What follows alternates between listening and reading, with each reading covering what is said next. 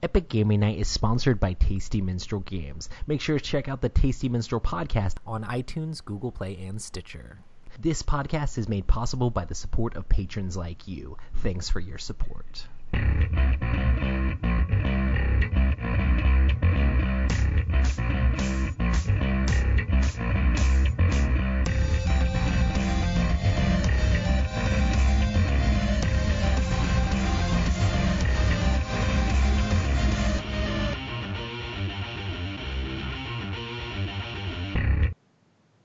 Welcome to the Epic Gaming Night podcast, a podcast about the stories and relationships board games create. I'm your host, Roy Canny, and with me as always is Matt. Hello. And Rob. Hello, hello. How's it going, everybody? It's going well, sir. How are you? Pretty good, pretty good. Did you guys have a good holiday season? Yes. Nice. Yeah. I think we all got a little bit of separate gaming in, so that's pretty cool. Yeah. Hold on. Did Haba announce a new Rhino hero? Yep. Gonna talk about it in the news. Hey. Hey. I don't, yeah. Cool. Good times. I guess We can talk about the news. I'm just, yeah. Sorry about that. How you guys been, man? I've been great. I've been doing pretty good. Nothing eventful happened today. Nothing at all. Totally fine. I'm still the same me. Yeah. Haven't changed at all. Feel great. Nice. So hey, but it is New Year's, so maybe we can make resolutions and change a little bit. We'll see. We'll see. Awesome. Well, this is our first podcast for 2018, and today we're going to be talking about the past, 2017. Wait, what? Today we're talking about 2017, aren't we? Well, we're talking about 2017 and 2018. We're talking about right now. I need to look at the show notes. But yeah, so thanks everybody for tuning in. But yeah, we're going to talk about our past of 2017. We're going to talk about games we've been playing, and we're going to talk about things we're looking forward to in the future. So before that, we can get into news. Rob mentioned it a little bit, but Haba announced a new Rhino Hero Active Kids. I would normally be like super stoked, but like from the pictures, I'm just like, I really have no idea what that is. Have you looked it up on Board Game Geek or anything like that? It's literally like cutouts of different Rhino Hero characters, and they have, I guess they're doing like a water balloon fight, and you have to like balance marbles on the Rhino Hero character, and there's apparently spider monkeys that are throwing water balloons at you. It's supposed to be like a 1 versus many or something. It's very, very different from any other Rhino Hero game. But since we're such Rhino Hero fans here, I figured I'd be remiss to mention that there's a new Rhino Hero game coming out. I just hope it's exciting. I just hope it's solid. Yeah, I just see the picture of like them throwing water balloons and stuff at each other. I think maybe it was on their website that I saw. It had like, there's these like cardboard cutouts of like the different like superheroes with kids running around the table trying to balance marbles on their character as they're running around. I'm like, that is nothing like regular Rhino Hero. Yeah. So it seems like they might just be carrying the name over and trying to get the hype off the name to make a completely different game. So we'll see. Sweet. There's not a whole lot of info out about it currently. But yeah, Rhino Hero Active Kids. Maybe it'll be fun for the kids, and maybe it'll keep them active. Hey, maybe that's what I need. That's what I need. That's gonna be my weight loss program for this year. Babe, come on, I've got to play Rhino Hero Active Kids again. Come on. You know this. Got to run around the table. Maybe it's similar to Yes. like Dancing Eggs-ish or something like that. I don't know. Hey, Dancing Eggs is fun. Yeah. My daughter loves that game. Nice. Yeah.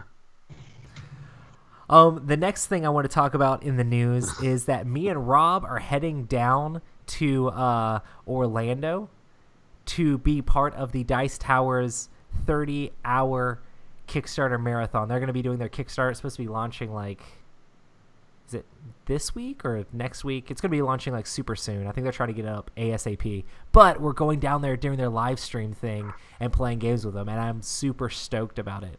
I'm pretty excited. Got the time off from work.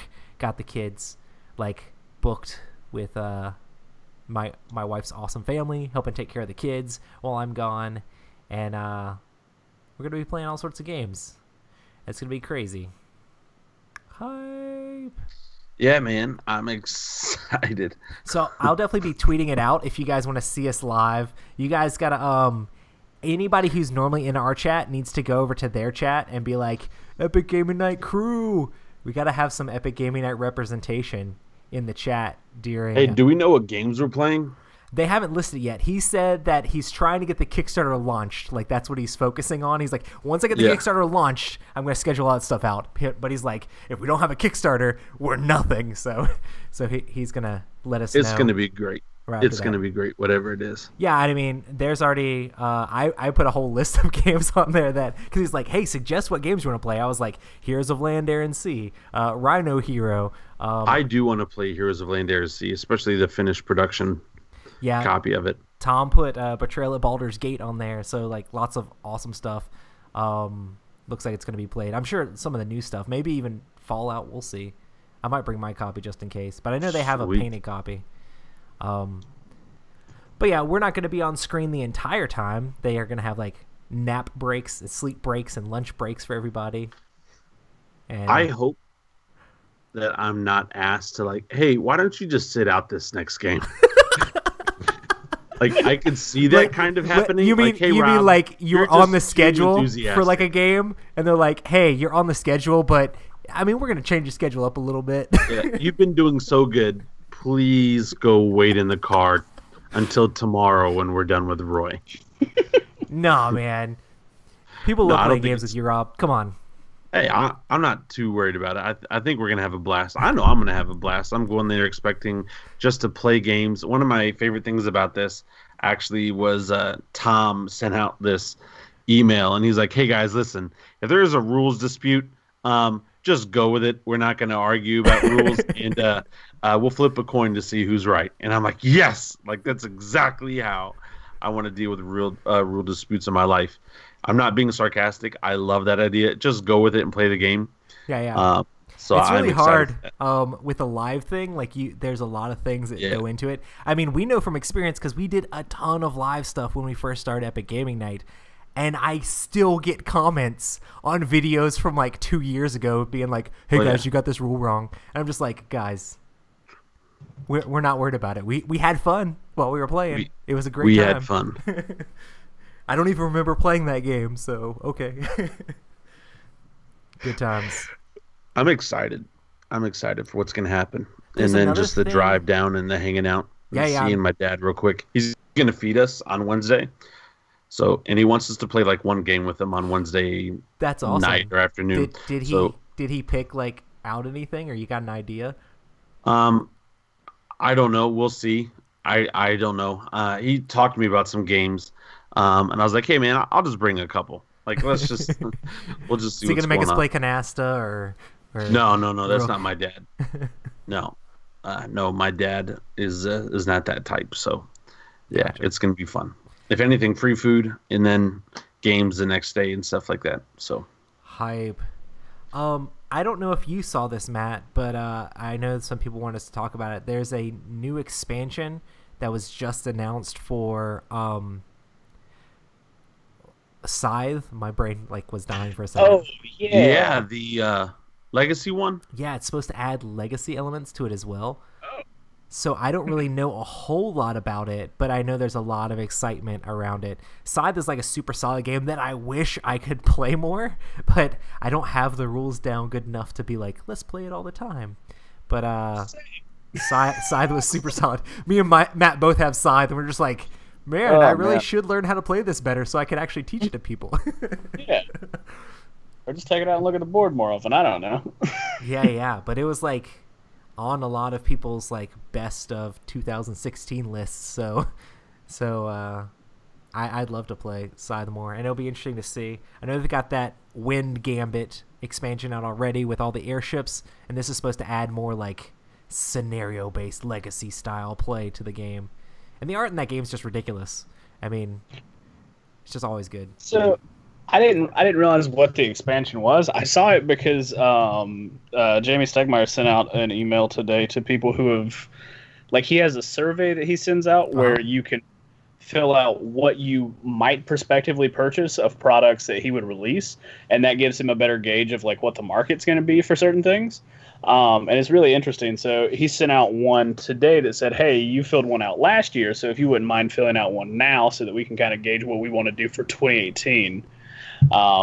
And that was how I found out that the expansion existed, because it was literally, hey, of the 2 products that we have coming out this year that are known, what do you want to buy? And I was like, didn't know that was a thing then. But I don't know. I guess that'll be really interesting since he just finished Charterstone. Yeah. So maybe he's just having a lot of fun with legacy stuff. He's like, hey, let's make games continue in between game to game. Hey, let's turn Scythe into Tales of the Arabian Nights with mechs. Dude, that'd be awesome. Yeah, please. They just take the exploration tokens and turn it into like a book or something. Oh yeah, that'd be groovy. Nice. I mean, even those cards, the exploration tokens, are kind of like that. I like those cards a lot. It's pretty fun. It's like, because I was playing the race where you could like choose 2 different options at the same time. So man. I could do like a positive thing and a negative thing, and it would kind of like equal out. Like my reputation would just be like, oh, my reputation goes down and up at the same time. It's like, oh yeah, well, you stole the mech, but you also like helped them out in a little bit, so that was nice as you stole their stuff. Yeah. Good times. Good Awesome. times. Well, I guess we can go ahead and get into what we've been playing. I know we've played all sorts of different crazy stuff. Who wants to go first? Yeah, man. Bunch of crazy stuff. You didn't play much, Rob? I played 1 game. Oh, only 1 game? Dang. Yeah. I played a bunch of games. I just didn't play that much new stuff. I don't really have time, especially during the holiday season. Yeah. But we just last weekend managed to sit down and finally start Pandemic Legacy Season 2. Hype. And it is pretty fun. It's very different, but it still has a lot of the same Pandemic mechanics. So it definitely has that sort of feeling where you're like racing against stuff. The whole thing where the board isn't completely revealed at the start is really cool. Movement like a Seafall-esque, not revealed. Yeah. Yeah. Like they're small spoilers, but there are things that you can do to explore the map, and when you do, you open up a thing that has this like giant sticker of the place you explored, and then you lay it down, and then that's like the map that you can go from there. So then you can explore on that map and then do a lot of other stuff. And it's really interesting. So the exploration's pretty cool. We played 3 games. We played a tutorial, a January and February, and we won both games. Nice. With I want to say minimal issue. Hector at the end of it said, "Man, I don't want to jinx it, but that was kind of easy." I've heard of people losing like the tutorial before, so yeah, I guess it was just I didn't get terrible like draw luck. Like the epidemics didn't really come out like terribly how they used to. And the other thing is, since the map starts very smaller, it leads to these really interesting things where you only have like 9 cities revealed at the start. So there's multiple copies of these cities, so you know what's coming up, and so it tends to ping on a couple of them. So you just have a person kind of there trying to do just maintenance in that city, and that can typically lock it down. So I heard that the character like creation and stuff is a lot more intense in this one. Is there any truth to that? Pretty cool. Hang on, let me see if it's like reticently available. Because I mean, if it's something you do right at the very beginning, it's not really much of a spoiler, you know. If it's like, because I know before it's like, they kind of had the same sort of pandemic-ish characters, but you could add a little bit of stuff to them, like the relationships, and you could rename them. But for the most part, they were sort of like the same character, and you could kind of buff them. This one seems like you almost start with like a blank slate, and you can really do whatever you want with them. Absolutely. So this is what the character card starts as. Completely and it's completely blank. Completely blank. And then there's the journal in the back that you're supposed to fill out and stuff. And then there is this neat... What's your character's name? Sheet. My character's name is Koya Nisquatsi, which is a movie from, I believe, the 90s. That is completely... the whole thing is a Philip Glass soundtrack over images of planet Earth. It's very strange. But you start with this sheet here, and basically what you do is you pick one of the character portraits that you like. So there's a whole bunch of different stickers with all sorts of different character portraits. That's really cool. They all look very post-apocalyptic-y. Yeah. And then you pick out like a job, and then you just kind of stick it on your little character card, and you go from there. You give them a name. You name one of the havens that you start in. You say that's where you are. You say what your age is. The one really neat thing I like is at the bottom. It's hard to tell, but these are like the things if you get exposure. So like anytime you would have, like how it previously was, if you're in a city when it outbreaks, or if you're in a city. Yeah. So if you're there and get hit by one of those, you have to scratch off the exposure things. Yeah, that's no good. And sometimes it might have nothing. Sometimes you might get a scar, or it might just kill you. So it's really, it adds an interesting level of tension to the game, because it's not just like, get 2 scars and you die. It's just like, oh god, I literally don't know what's gonna happen. You played all of Pandemic Legacy 1. Currently, in your current state of 2, I know you haven't unlocked barely anything at all, only playing 2 months. How is your feeling of 2 versus 1? Okay, so I like 2 better currently, because I feel like it is a different enough game that from game to game, it feels almost kind of like what I wanted Seafall to be, where it's like, hey man, explore, go do this, try to manage this, but you're still trying to figure out what's happening in this world. And it does that without any of those like the terrible book from Seafall that's like, yeah, you find some natives, they have silk, it's an ancient silk farm, you can either kill them and get more silk, or just talk to them and get 1 silk anyway. And you're just like, I don't, okay, whatever. But like this it subtly engages you in how the world is. So like you're very interested in the map. So when you lay down those stickers, you can see certain things, and then still certain portions of the sticker might be blacked out, so you still can't get there. And it's very compelling. I feel like the gameplay is still very much similar to Pandemic in that but it works kind of in the reverse almost. Instead of cubes coming out, you have stockpile cubes that you are trying to put in places to give them supplies and medication and food and stuff. And then anytime one of the cards is drawn, instead of putting out a plague cube, you take away a supply cube. So you're trying to keep everything supplied while the supplies basically dwindle.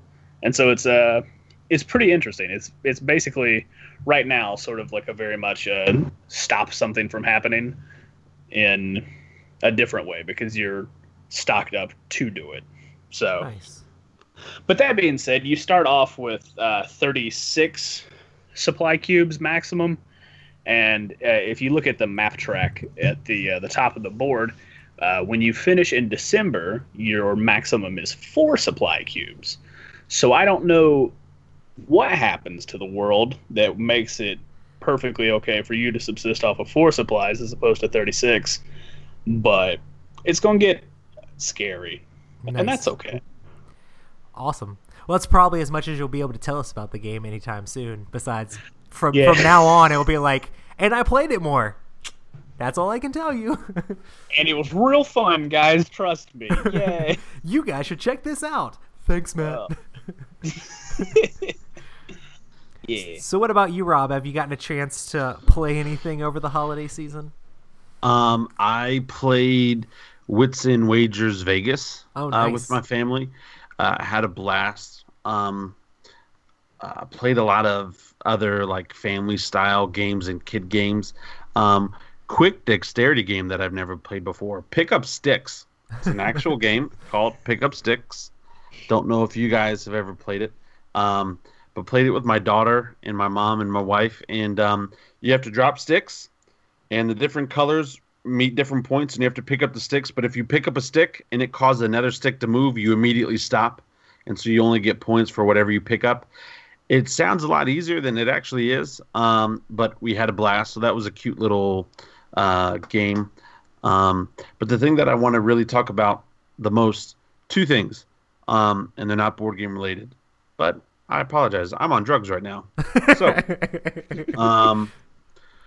one, for PlayStation, I got the PlayStation VR, and I've been addicted to Skyrim. It's just like, it's really not healthy for me. Like they're like, hey, you should only do the PlayStation VR for like 30 minutes to an hour at a time. It's like multiple hours How do later. you My play wife's like, Skyrim for only 30 minutes? well, I mean, That's from walking from one location to another. right. I've absolutely loved it, and I played some of their demo games, and it's been an absolute blast. However, be careful though if you do have motion sickness. My wife played one of the demos where you're driving in a car, and she started to get sick. It didn't bother me. I was like, woo! But anyway, for some people, it can get you sick. And then another thing with my wife, we haven't played yet, but I'm excited to play. So, I just had a little procedure done today, and so like I'm not allowed to really get up or move or anything like that for the next couple days. I'm supposed to keep my legs elevated and stay off my feet and stuff like that. So we wanted to watch a show that we hadn't watched before, and Netflix just released new episodes for a show called Travelers. Oh yeah. Nice. And I don't know if you guys have seen Travelers. You have? Mm-hmm. Okay, well, we're into season 1. We haven't finished season 1 yet. Okay. But I was like, oh my gosh, this is kind of cool. I'm kind of getting into it. Long story short, for Travelers, people from the future inhabit bodies of people who are literally about to die. And so it's like, we really don't feel bad because you are literally seconds away from dying. So we take over your brain, and we're using you to prevent catastrophes from happening in the future. And so I was like, all right, this is cool. And like, there have been travelers, according to the story, for like ever, right? And all throughout time trying to help save stuff. And so my wife was like digging the show. And I was like, babe, if you'd really like this show, I think you'd like a game called Time Stories. And it's like you're in the future and you have this one jerk guy named Bob who's sending you back to do all this stupid stuff. And like you have to take notes and it's a mystery and all stuff. And she's like, that'd be really fun. Do you have that? And I said, actually, I do have that. And I bought that specifically to play with you. Because I know you like mystery and I stuff. still haven't played the base game yet, and we need to play it. And I've been waiting to play it with my wife. And so she's like, oh my gosh, let's ask so-and-so and so-and-so if they want to play. Can it play 4 people? I was like, yes. And so like here soon, I will be playing the base game of Time Stories. And so I'm actually really excited for that. I'm excited for you. I'm excited. Well, everyone says like I wish I could replay the base game of Time Stories. Yeah, man, it was good. But anyway, so I've been doing that, a lot of PlayStation VR, and then a lot of family games, Catchphrase, Wits and Wagers Vegas, Pick Up Sticks, that gas fart game, which is super cute and simple. You just draw cards and play cards. But nothing too crazy over the holiday break. I was gonna play games with people. But then people got sick, and I got sick, and family in town, and so it just didn't work out. And then I had a little snip. So, anytime. That's my story. Nice. I don't mean to keep laughing at you. And no, it's all right, man. One of the people in chat thought I was asleep earlier. I just had my eyes closed. I was looking off to the side because like I had this pain just rushing up the left side of my face, and I didn't want to just start like doing stuff to my body on camera. So I just kind of like looked like I was falling asleep. So you can laugh. That's fine. No, I don't mean that's a bad thing. Like my wife was effing at me earlier. Well, the funny thing, Well, I mean, I had my vasectomy done today. We've talked about it in the show. Yeah. And I was telling the guys before the show, it's really weird because it's like being invited to an orgy that you're not really allowed to participate in and you don't get to enjoy, but everybody else is there. And it was just like, oh, okay. Like, I thought it was just going to be me, my wife, and the doctor. Nope. Some nurses, some other people. And I'm like, oh, you didn't have family visit you while it was there. happening, did you? Yeah. No. I was, and so that was fun. Just like saying, oh, okay, I guess we're married now too. Because when I married my wife, I thought she'd be the only one down there. But all right, I guess I do. And I do with you as well. We're going for our honeymoon. This is going to be great. No honeymoon. My honeymoon. Too far. So I do have a quick question. Are you like conscious the entire time? Oh, for me, yeah, they didn't put me under. Oh, okay, cool. Dear Lord. You know what my thing was? They told me to get up an hour before the surgery because my surgery was like first. My operation wasn't surgery. My operation was like first thing this morning, and they gave me a Valium. They're like, take this Valium. And I was like, is that gonna be enough? Because I'm like a really big dude, and like the pill is like super small. They're like, yeah, just take this Valium. So I take the Valium, and I'm feeling like still normal. I'm like, do you guys have like fat guy edition Valium? Like, what's going on? I still feel kind of good. Like, really don't know what's going on here. And they're like, no, sir, you'll be fine. And I guess it kind of took the edge off a little bit because after like the second or third person walked in, I was kind of like, you know what, screw it. Everyone touch it. Let's go. Everyone have fun down there. So I guess in that essence, I'm gonna have to make sure not to click the clean rating on this podcast. But what was crazy though is like I'm not a fan of needles, and so I did not watch when they happened. But bro, they were quick. Like they stuck me with the needle in both of my no places. And man, they just started going to work, and I was like, oh my gosh, like it was. I can't wait to see the comments on this podcast. It's gonna be great. Well, now whenever I get up and move, like coming down to my basement to do the show was like a chore. It took me a long time. It's just because like every step. That just shows how dedicated Robert Newman is. Robert Newman doesn't play around. Rob is the real deal. You guys don't even know Patreons. You better step. Actually, yeah, we don't see any of that. But anyway, so yeah, it was great, and it was quick. They were done with me in about an hour, and after signing everything and then scheduling the follow-ups and stuff. So I'm doing good, and that's it. But they do a lot of stuff. I won't go into the details of everything that they did down there, but I'm done, bro. There's no little babies coming out of me. Welcome to the Epic Gaming Night podcast. No, I did not. I'm not sitting on a donut. I'm actually sitting on a thing of frozen peas. And at the end of the podcast, when it's about thawed, I'll take it out and show you guys. But right now, I'm like in a comfortable spot that I'm not manipulating it. So like, yeah. Nice. Oh boy. Oh, hey. Also another thing. Last thing. I did an escape room over the Christmas break. Nice. Oh, how was that? Man, that was a lot of fun. We did one in Greensboro. Was it where the breakout thing or? Yes, breakout games, which nice. I had a lot of fun, but breakout games quit emailing me every day. We have this holiday special. You know what's great for 2018? Breaking out of this is like, shut up. I'm about to my father-in-law got me a gift certificate for Christmas. So we had a really good time. We solved it. With about 2.5 or 3 minutes left, we solved it. I went with my sister, my brother, and my wife, and we did the kidnap one. So you get handcuffed and blindfolded outside, and then she brings each one of us in the room individually. And so we're in the room individually because we're in different parts of the room, handcuffed and blindfolded in the room.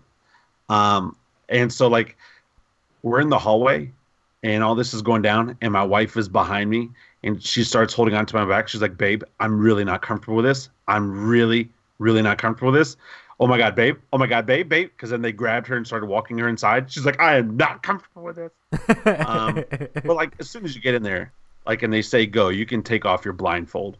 But we ended up having a blast. Like, we had so much fun. Did they not we take were off laughing. the handcuffs and you have to find a key or something? No, you got to find the key. Nice.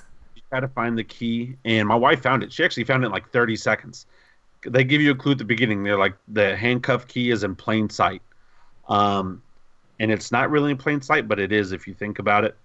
And I'm not going to tell you, because if you and your wife ever do that thing, I won't give anything away. But anyway, we had a blast. We had a really, really good time.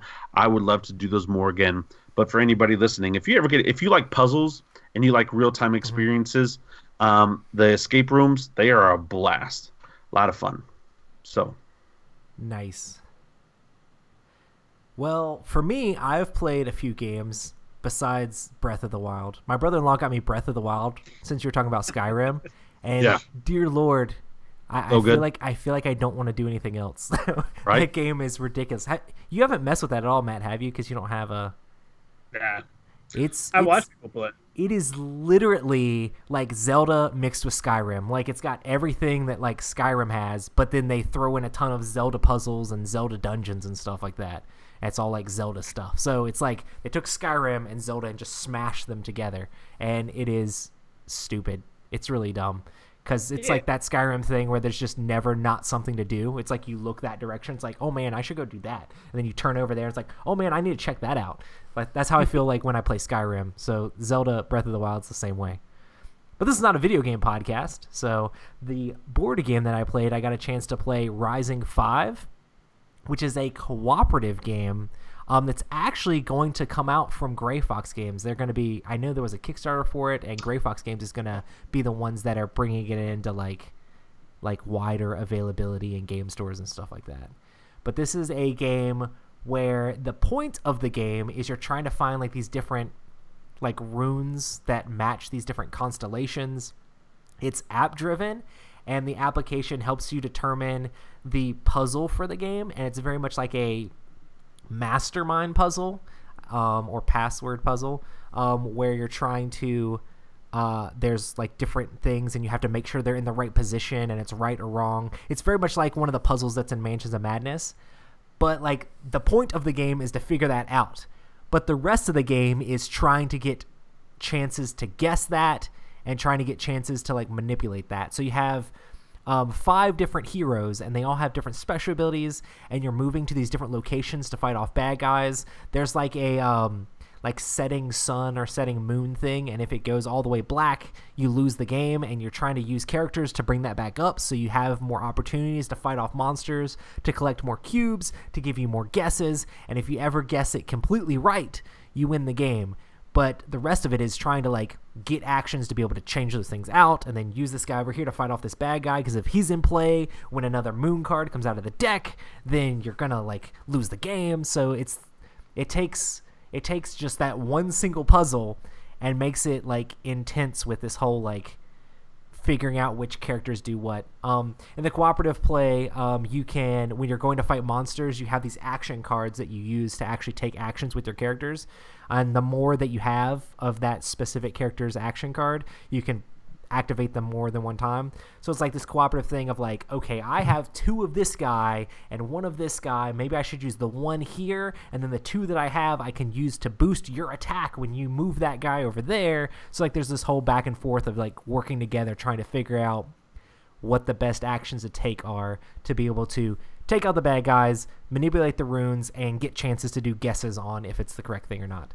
But yeah, Rising 5, definitely a very interesting puzzle cooperative game. Yeah. Sweet. It's definitely very different.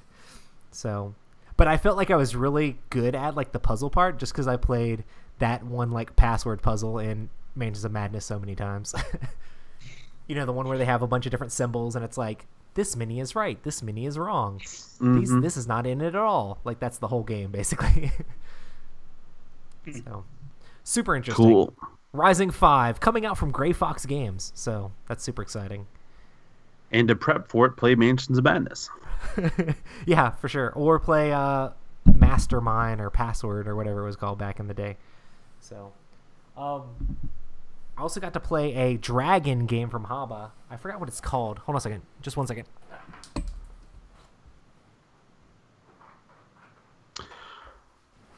Scotty got a copy of Fiery Dragons. Ooh, how is it? This is a Haba game that I had literally never heard of before. My mom and dad stopped at a game store on the way, and they knew Haba games were good for kids. And this is a game where there's this like ring that you're trying to like move your dragon around and get all the way around back to home base, sort of like a lot of different board games like Trouble or whatever, where you're just trying to get all the way around. But in this one, your movement is determined by like memory. So you have all these different tokens in the middle, which will have like different creatures on it, whether it's like lizards or spiders or dragon eggs. And the location you're standing on, you're trying to flip over a token that shows the thing that you're standing on, and then you get to move the number that is on there. So it'll be like 3 dragon eggs, I get to move 3 spaces, or like, hey, 2 lizards, I'm on the lizard, I get to move whatever. But basically on your turn, you just flip over one and you get to move that many spaces, but then you continue to flip them over, and they never move around. So as the game progresses, you learn more and more where all the different tokens are on the board. So you try to see how long of a turn you can take. So you're like, okay, well, I know the spiders are here, so I'm going to flip that. And I know the lizards are there, so I'm going to flip that. And I think I saw him flip over bats on that one over there, and you flip it over, and there's also like skull dragon symbols, and they make you move backwards. And you're just going around trying to pay attention to other people's turns because it matters, because they'll flip over things, and if you remember where they are, then it helps you go further. Definitely a very interesting kids game. Scotty was actually doing really good when he was paying attention. He was able to like be like, oh, well, I saw this here and I saw that there, and he was able to take multiple moves on each of his turns, which was really cool. So Fiery Dragons is a pretty cool little kids game for Haba Games. Hype. Sweet. Nice. Way to go, Scotty. Way to go, Scotty, with your Christmas present there. Or birthday present. That was his birthday present. Did you guys see what Darth said in chat? What Darth Yep. say? Y'all's interview with Sam Healy made it into his top 10 gaming experiences of 2017. Oh yeah, Rob texted me super excited and was like, Roy, did you see? And I was like, that's awesome. So I'm pretty excited. Yeah. And of course Z had to be throwing the shade in there like, Epic Gaming Night, what's that now? how do they do It's this? all right. You He'll just know invite- next week. That's He'll fine. know next week. And then in his top 10 not epic experiences, we're like, remember when those stupid guys from Epic Gaming Night came down? That was terrible. Whatever. We were technically in there multiple times because he said all the people he played Blood Rage with, and he played Blood Rage with me and Rob too. So. Oh, yeah, we played a couple times with him. So, Hey. Hi. I mean, not to get like too technical, but yeah, we're best friends. There you go. Yeah. So, cool beans, man. Nice. Well, I guess we should actually get into the topic a little bit. We can try to buzz through this a little bit. So we're going to be talking about the past first. So we had an amazing 2017. We did like a lot of awesome stuff, I think, all together. As far as the podcast goes, the different conventions we went to, different people we got to meet and talk to. What are a few awesome memories from last year? Rob, why don't you go first? All right off the bat. And this is going to sound so corny, but it actually means a lot. Meeting you guys, first of all, did not realize how many times I had met Kent Parker until I was like, oh, bro, you're Kent Parker. Like Kent Parker, I love him to death. Superman, But Spider-Man. he is the Slender Man of fans. Just in the background, did not know who he was until... That dude goes to a lot of conventions, man. Bro, he goes to all the conventions. And I've played games with him in the past, not realizing it was Kent Parker. And then this year, we played a couple games, and I was like, hey, man, I'm Robert. And he's like, yeah, I know. And he's like, we played games together. And I was like, oh, yeah, I'm so sorry. And he's like, yeah, I'm Kent. I was like, hold on. Kent? He was like, yeah. Roy calls me Spider-Man. I said, you're Kent Parker? I said, oh, my gosh, bro, I had no idea that was going on. And so anyway, he's just a... Sorry about that. Talking about Kent gets me all excited. Coughing is not good in that situation right now. Also, getting excited is not good in that condition. No. Oh, praise the Lord. Anyway, so, but getting to meet with the fans, play with the fans, like I feel like, and it's so weird saying fans. We're nobody. We're just like normal people that talk about board games. But anyway, getting to play with other people that listen to us talk, like getting to play with Adam, and getting to meet other people at different conventions this year, getting to play with Tim, and just having other people at conventions like, oh, there's the most beautiful man alive and stuff like that. You must smell like mahogany. And I don't. I wish I did. But I love it. It's just like stupid stuff like that. And it's not stupid. It is stupid for the fact that I don't think that I'm special or anything like that. And I think I'm a good person. Don't get me wrong. I'm not going for a pity thing, but like, it's just so awesome to me that we have people out there who are like, hey, I know who you are and I appreciate what you do. It means a lot to me. And so when those people come up to me, I feel very humbled by it because I don't feel like I deserve it. It's like, why are you talking to me? Like, all I do is talk about board games. Like, I don't think it's, anyway. So just extremely humbled by playing with fans this year and getting to hang out and actually like make friends across the nation. Like, because he's not in the chat, so I'll say it. Like, I actually really like Mark Hale. Got to go play with Mark a couple of times. Story pops up. He's like, I've been lurking. Just bro, if he pops up right now, bro, I'm like, I'll try to kick him out. No, but Mark's a great guy, and meeting other people and playing with stuff is just I don't know, just the fans. That was a big part for me. I want to piggyback on that too, because it's been ridiculous. Like, all the different conventions we've gone to, and everybody like recognizing us and saying stuff.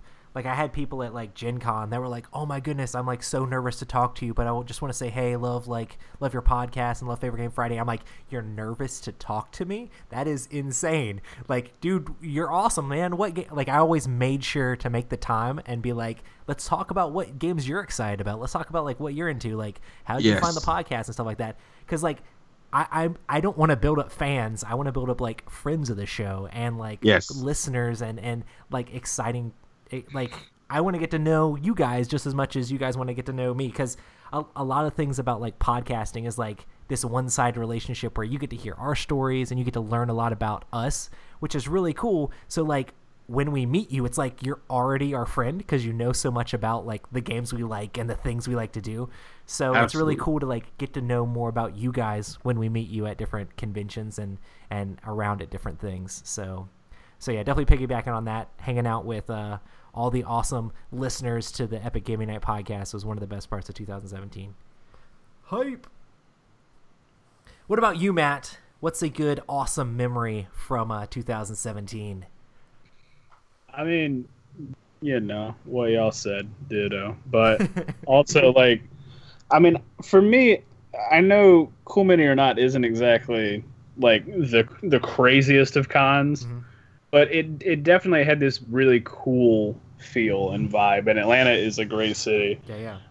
And so it was just super fun to be down there. And then, not only was Tim there, but then Adam showed up, and it was just like, oh, dude, this is actually sort of insane. This is this is crazy. Yeah. It still had that wonderful. You guys finally got to meet my friend Lee there too. Yeah. Because for like a year and a half, he was imaginary, right? Oh, he's gonna be at this convention. Doesn't show up. It's his own fault for being imaginary. He's my best friend. This is how we got into board games. Like, I started to doubt if he was real.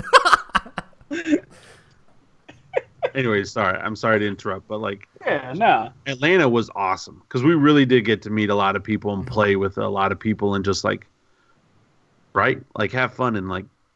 Anyway, sorry, keep going, Matt.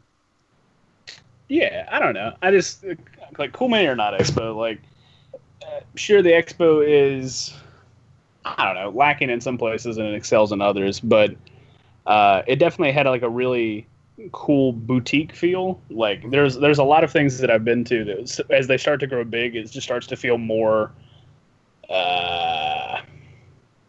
just large scale and corporate. So it loses a lot of the intimacy and familiarity that you would get with something that's small. And Cool Mini or Not had a really good balance of like professionalism, but it's still at the same point. It's just like, yeah, these are just 15 to 50 of your closest friends and basically a hotel basement playing board games.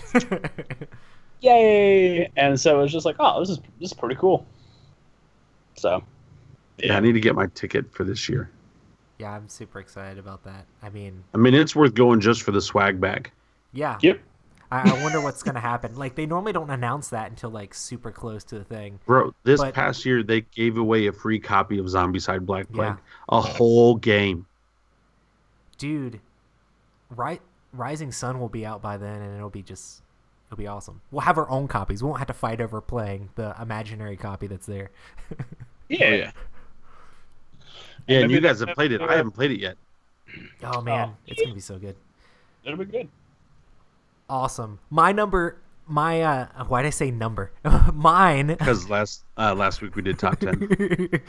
Mine might be stealing one from Rob. I don't know if he enjoyed this or not. But one of the most memorable things was at Dice Tower Con. The whole con was amazing, but one of the things that stood out most to me was just hanging out with Emerson so much.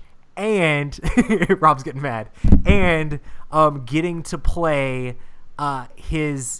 basically I kept talking about how I wanted to play Crossfire. I was like, dude, Crossfire, man, we gotta play Crossfire. He's like, man, I didn't bring my copy. I'm like, dude, you're the designer. How do you not have copies of your games? He's like, man, that game's like been done for forever. I was like, come on, let's play Crossfire. And he's like, well, I could just like make it right now. Like I could just like actually make it. And we like went to dinner with Steve Avery and Crystal from Board Game Blitz and me and Rob and her friend Greg, and we were eating, and I was just like, man, if we had Crossfire right now. He's like, well, I'll just make it. And Rob was like, I'll go get some paper. We'll make this happen. And didn't you like run and go get some? I jumped up and I went to the host stand. And I was like, hey man, I need some paper and a pen. And they're like, sir, and I was like, I just need paper and a pen.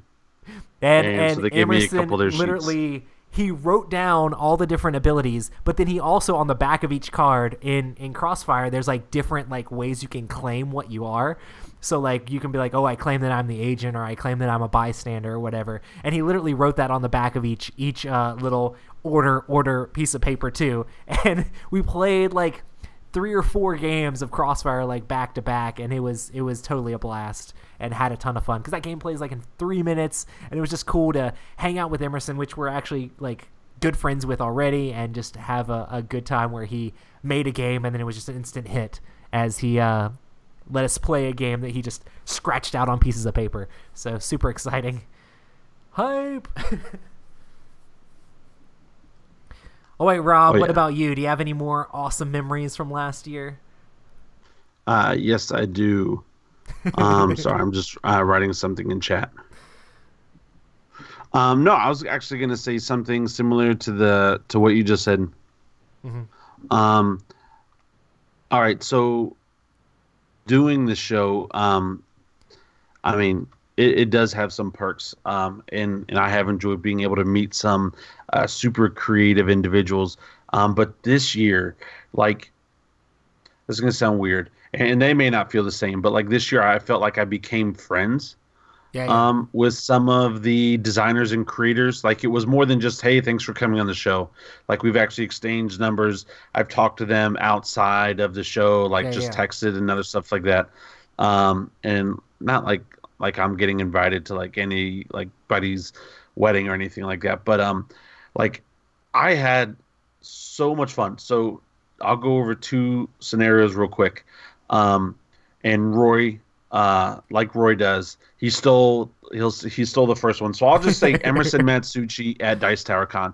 I played a ton of games with Emerson at Dice Tower Con, and had a blast. Had an absolute blast playing with him. Such a great guy, such a smart guy. It's really annoying how smart he is. Emerson, if you're listening, screw you, man.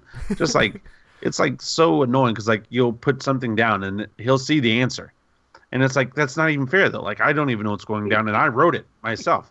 He just knows it. The man's just smart. He's just such a smart man, and I love him for it.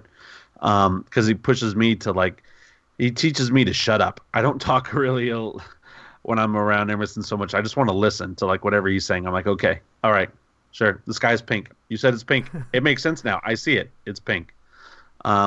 Second one I'll say is playing with Stephen Avery. Had an absolute blast. I actually got to play with Steven on multiple occasions this year at Dice Tower Con, and also Cool Not Con. It was just, we got to play at Cool Not Con, and I got to play one of his demos, and that was a blast. And we got to hang out for a little bit there. And then I got to play his game with him. So we played Tada at Cool Not Con. And like, I'm still a huge fanboy, and so like he autographed my copy for me, which still just gets me like super excited. And then we sat down there, and I got to play a game with the creator of the game at the convention. I just like, man, that was so fun. And the game is so silly and stupid. It's the simplest game ever.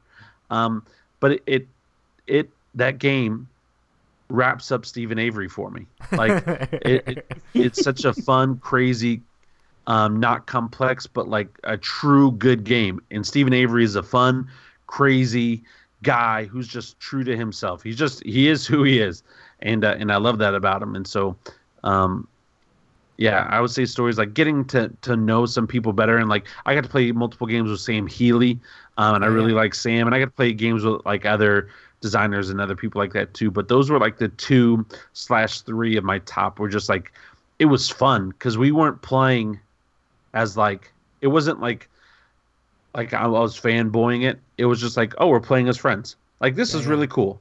I now have friends with people that outside of this show I probably would never have had the opportunity to have this type of relationship, and now I'm getting to do that, and so super thankful for that.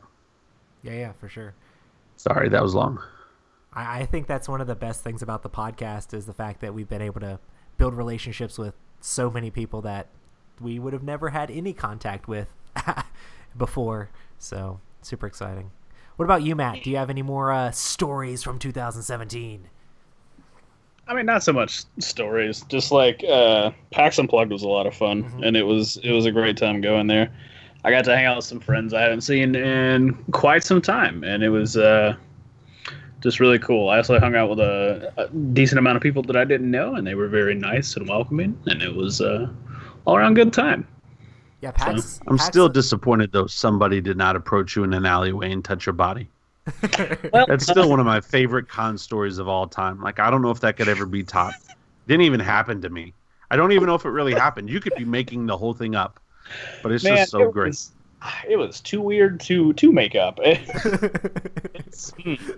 That's like, yeah. Do I still have my wallet? I still have my wallet. Okay. Oh, man. Okay, hang on. Speaking of which, I don't know if I told you guys this story, but there was this bar that we were trying to go to one of the nights that was had a lot of like tea-infused liquors and stuff like that, and I was just like, yeah, let's go here and get like an oolong bourbon, you know. And it was in Chinatown, which is like a couple of blocks from where we were staying and like the convention center and stuff. So we're walking over there. We're like, yeah. And Google Maps has lost its mind. And I can understand why it was directing me the way it was once we found it. But like somebody else plugged it into their phone and Google was like, no, go this way. And I'm like, Google, why are you giving me terrible directions? So it like had me cut down a block early. And then we're just like on this kind of weird, almost sketch side of town. And there's just this alleyway that goes down this like the side of like a Chinese restaurant / market place. And it's like super dark. There's nobody there. It's like, hey, walk down there, Matt. Walk down like, there. go down there. Yeah. If you go down there to the end of the alleyway and then take a right, because it's like a big U-shaped alley. They're like, once you get to the end there, in the middle of the way back, that's where your place is. And it's like, what? No, there's not a bar back there, right? But we figured out that if you go around to the other side of the block, on the exact opposite side, there's like this little kind of, it's almost like a mini mall where it's just like a bunch of shops in this kind of like strip in the building. Gotcha. And it goes back to about halfway into the block. So Google was like, okay, so here's what you do. You go that way, you get a sledgehammer, you break into the back of the wall, and you're there. And it's just like, oh, Google, no. Google, please. Just pull up Breath of the Wild and start crawling up the wall. No, I've had Google have that happen to me a couple times before. They actually told me to get out of my car and walk a quarter of a mile this way, and I'll be there. And I'm like, or I can just follow this street and come around through here, not stop, park here, walk through the woods. Yeah, it's like, Google, why don't you take me with my car where I want to go? That'd be great. Sometimes I don't think it's a computer controlling the Google directions, but some guy.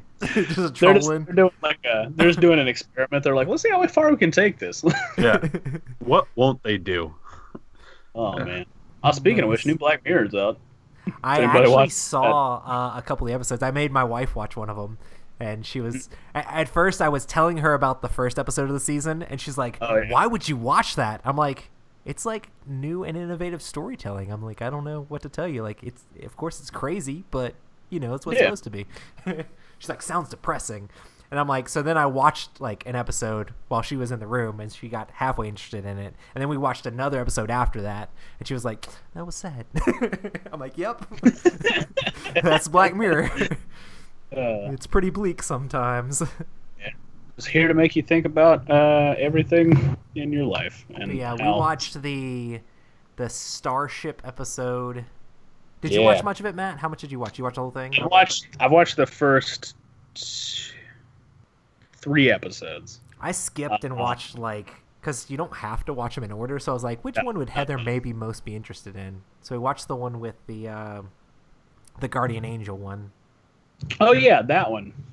That's the one Heather watched the whole thing with me. I was mad the entire time I was watching that. Probably rightfully so.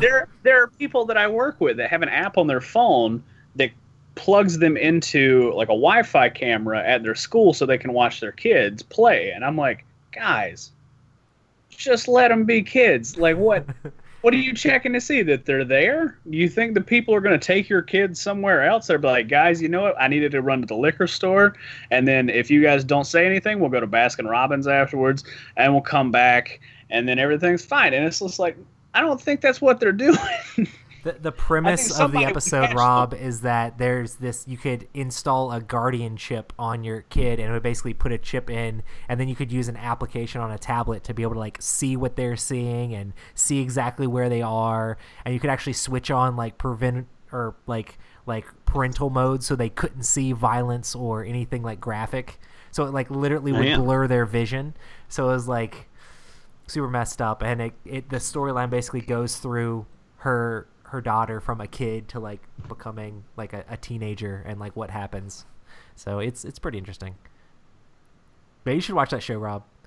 It's pretty crazy. I watched the first episode with the pig, and now I'm watching Travelers. Yeah, no, that's the good thing is you don't have to watch any of them in order because none of them are actually connected. So yeah, they're all little. It's almost like a Twilight Zone. Yeah. Yep. Like each individual is its own story. Mm-hmm. That was how it was originally billed before Netflix picked it up. Was like a modern day Twilight Zone. But yeah, the pig one's a little tough to get through. I recommend people start with episode 3 of the first season and then kind of explore from there. Well, I may check it out, but we're still going to try to finish Travelers. I'm almost done with season 1, and I'm liking it. It's not like the greatest show ever, but it's a good show. I'm enjoying it. And any show that I can watch that'll get my wife to want to play a board game is a win. Nice. Sweet. Also, just the software, the entire software kit that they were plugging into those children, the worst design thing I think I've ever seen. Like, oh my god! Like they're explaining what it does, and I'm like, are there like anything? Is like it? Are there like? And I'm just sitting here asking questions, and they're like, yeah, it's just fine, and I'm like, no, it's not. No, I'm about to say, like, how are there firewalls so no one can hack your kid? What sort of QA process did you have for this? This is crazy. Anyway. Nice. Sweet. Awesome. Well, for me, my next one is one that I probably told a ton of times, but it was my first chance to play Twilight Imperium 4. Was pretty crazy. Because I was at Gen Con and I was flipping out because I didn't realize that the game even existed. And then like I'm at work and I get a tweet being like, oh my goodness, like Twilight Imperium 4, is this real? Like they had messed up on their website and someone actually got to the splash page for Twilight Imperium 4. And I'm like, there's no way this is real. So I'm like texting everybody, like texting Rob and texting a bunch of different people and being like, dude, is this real? Is this a real thing? And I'm like, it's like new art.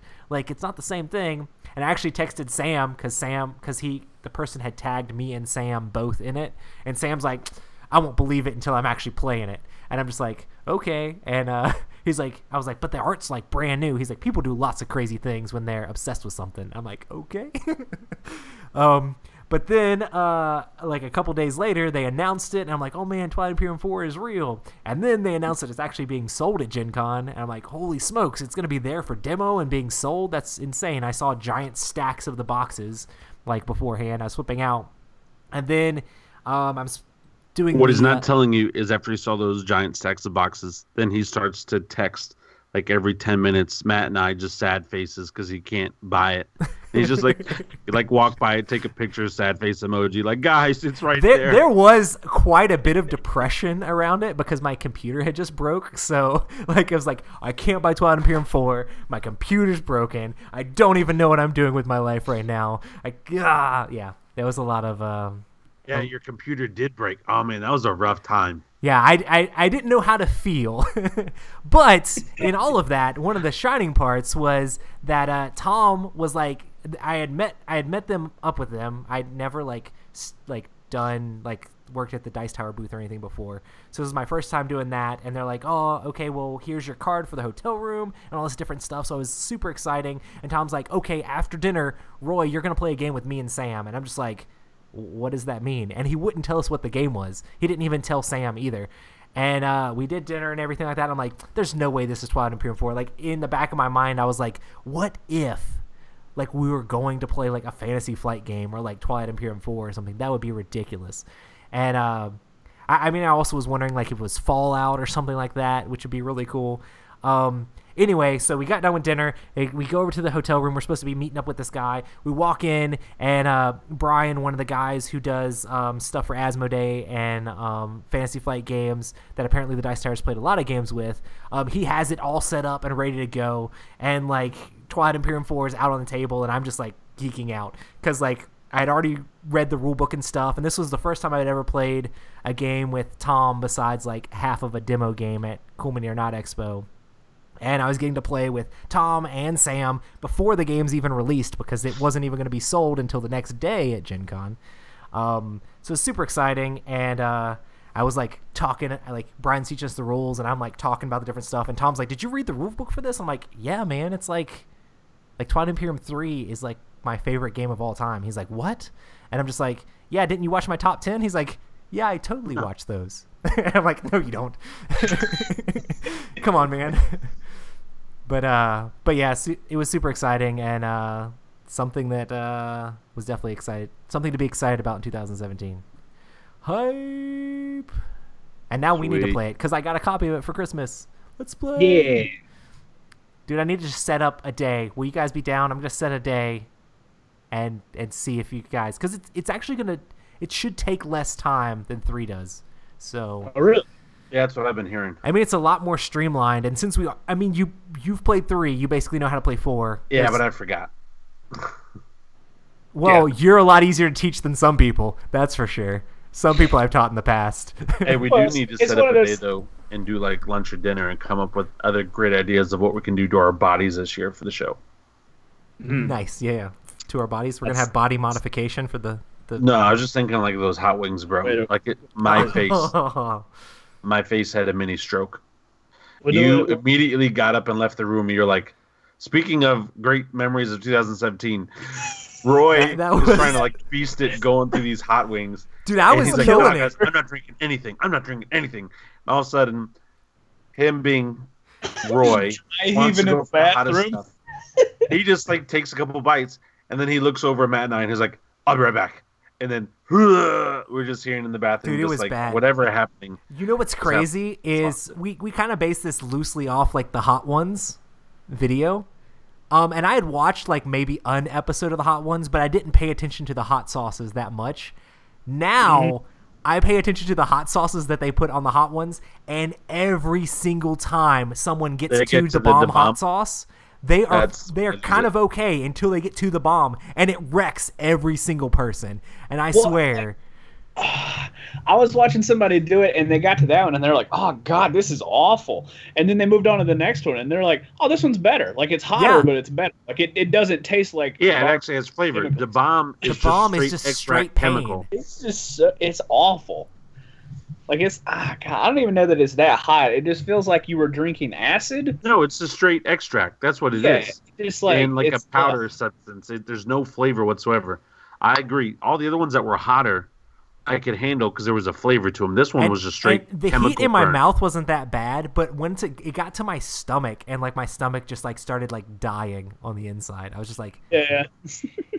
And I'm just sitting over there, and Roy's like, "I'm not drinking anything," and I'm like, "I don't care. I got a gallon of milk in one hand, a gallon of water." I was solid for like a long time. I was just like, maybe I should take a sip of water now. But yeah, it was pretty fun. I mean, to be fair, I still have all of the same hot sauces because honestly, when am I going to use them on things? So we can just go again, have a redux. That would be fun. We'll talk. Let's try to do lunch soon. The though, or bomb's dinner or not something. there anymore, so we were probably good. Yeah. I'd be willing to try any of them again besides the bomb. It is kind of cool though, because like now I can look back at people and they're like, "Oh, this Tabasco sauce is so hot." I'm like, "Really?" You don't know pain. Right. Because we did this one sauce that had like God. 1 million Scoville units. Oh yeah, how much is 1 million? Because this Tabasco must be like 4 million. I'm like, no, your Tabasco's like 20,000. Look at the bottle. Yeah. Shut up. I do love in that video where, like, I go in the other room and Rob's like, oh, I think Roy's vomiting. Matt's like, no, he's fine. And then all of a sudden Rob's like, oh my gosh, he's throwing up. Bro, just we the just look kept on your hearing, guys' faces is hilarious. There's just a lot of coughing. He's like, oh boy. Well, then like Roy and I are jealous because like Matt makes these awesome like cheese bacon fries. And, Oh, like, yeah, crap, yeah. cheese bacon We're just fries, looking man. over at Matt's food Roy's the whole got time. chicken nuggets. I've got like gas station hot wings because I was coming from a real estate appointment. And like Matt's made his own like little restaurant appetizer. Like screw you, Matt. Come on, man. Why can't you share with us? Like, come on. I mean, if you'd have asked, you could have had some. I think we did. I think I had a few bites. Still, that was a fun show. That was a fun show. What scared me is not going to the bathroom for a couple of days. I was like, oh. It literally just didn't bother me, like, after it happened. Like, Bro. Rob was going home dying. I'm pretty sure, like, me and Matt hung out and, like, we played another game or something like that. I don't even remember. It was like, My oh, issue yeah, I'm is fine now. The next day, like the next morning, like I was at work and I was just like, Huh. I don't think I've had this feeling before. It's not great. I've had that eating It's not Chipotle bad. sometimes. It's just like, Chipotle has come. It is time. And you have to run. I don't Like- eat at Chipotle. They keep having all those like I'm food not scares. sure if it's the actual spiciness because I put like hot salsa on it. Like I get them to put like the really hot or it stuff could on there. just be like their Or it's food. like straight up like I was about to say nanovirus, but viruses in my food. Did they have a hotter sauce than their hot salsa? Because I don't think their hot salsa is like their hot salsa is like tomato and lime for me, and I'm just like They have Ooh, one that's for like hot red, ones? and you eat it, and it's a little bit Chipotle. spicy on the stuff, but for some reason it like messes me up every single time. Okay. I was at work the other day and I like opened that salsa to like dip some chips in and like Crystal, one of the girls I work with, was just like, "That's hot." And I'm like, "It's not." And she's like, "I can smell it. I know it's hot." I'm just like, Watch this video. This is not hot. Let's do a hot sauce challenge with AJ. "Oh boy, that's a good way to get a hole in the wall." Is he not good with hot sauces? He did- used he to just be gets worse. really bad. He's Yeah. gotten better, but he used to, if you even said anything like was slightly spicy, he would immediately get mad at you just because it's like, I'll try this. It's not that spicy. He'd be like, not that spicy. What? You know what I would do with AJ? I would do a cake eat off. See who could eat a cake the fastest. That's what I'd do with AJ. I don't even like cake, but I do a cake eat off. That boy, He'd do that that boy too. lives for cake. Awesome. So Rob, what's another story besides our hot sauce fiasco? All right, I'll say my last story before we move on. It's gonna be real quick, and it's called Kickstarter. That's it. Kickstarter 2017. Oh, Great man. memories. I remember when I paid money for all those games and didn't get any of them yet. Man, it was great. Boy. Bro, 2018, bro, is gonna be awesome because I have a lot of games coming in 2018 Where are you going to But- store all that plastic, man? somewhere. But I don't know, man. Kickstarter was. I backed a Kickstarter. Kickstarter for that. You back to Kickstarter? Oh, that's right. for- You got your case in. You brought it to Roy's house. That big carrying case, right? Oh no, that's just something you can buy on Amazon. I kickstarted a like a set of organizational shelves for board games. Oh, did you get the Game Throne thing or whatever? Yeah. Oh, nice. How, I how only put it- expensive was it for whatever you got? Was it like So here's the ridiculous? thing. Here's the thing. I only put $1 into it so I could just get to the pledge manager, Gotcha. and then from there figured out what I wanted to pay. So Yeah, for me, it's like I have so many games that it's like anything like that. If I wanted to house all of my games, it would be ridiculous, you know. So Yeah.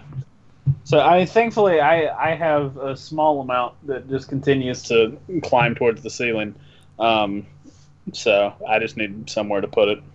Also, Rob, did you do first wave shipping for this game, or No, I you did do- second wave, so all of Okay. it could come in because I got some of the. I didn't go all in on that, but I went pretty heavy Yeah. in on Lords of Hellas. I'm excited actually. Me too. yeah, I want to play. To play that game. I should read the rules. That would be really cool. There's a Kickstarter out right now that Chronicle X. It's only got a couple days left. Oh yeah. I don't know, man. I'll see. I wanna. It looks great and stuff like that, but just the money I spent literally today to do this to myself. I just Hey, there you go. yeah, because they're like, oh, so we're gonna do this today, and you're gonna pay for it up front, even before you're done. Yeah, they took my wife out of the room, and she went to go pay for it, and I was like, oh, this is. Oh, but you people are gonna stay in here and just look at me. Cool. You're like, There's my hey, stuff. can we call this off? Yeah. So I'm excited though. I should have. That looks so good. Is that like a Manticore? Yeah.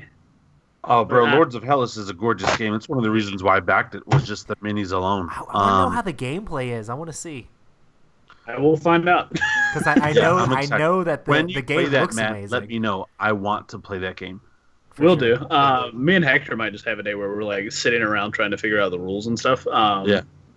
Maybe. I don't know. We have me and Hector were literally talking about that. We were like, man, we got a lot of stuff we need to play because we both got Gloomhaven that we need to play, and we both got Lords of Plus, and then I want to play a longer game of Dinosaur Island, and then all this other junk's coming in, and it just doesn't stop, and I've made mistakes. I meant to talk about Gloomhaven in the news.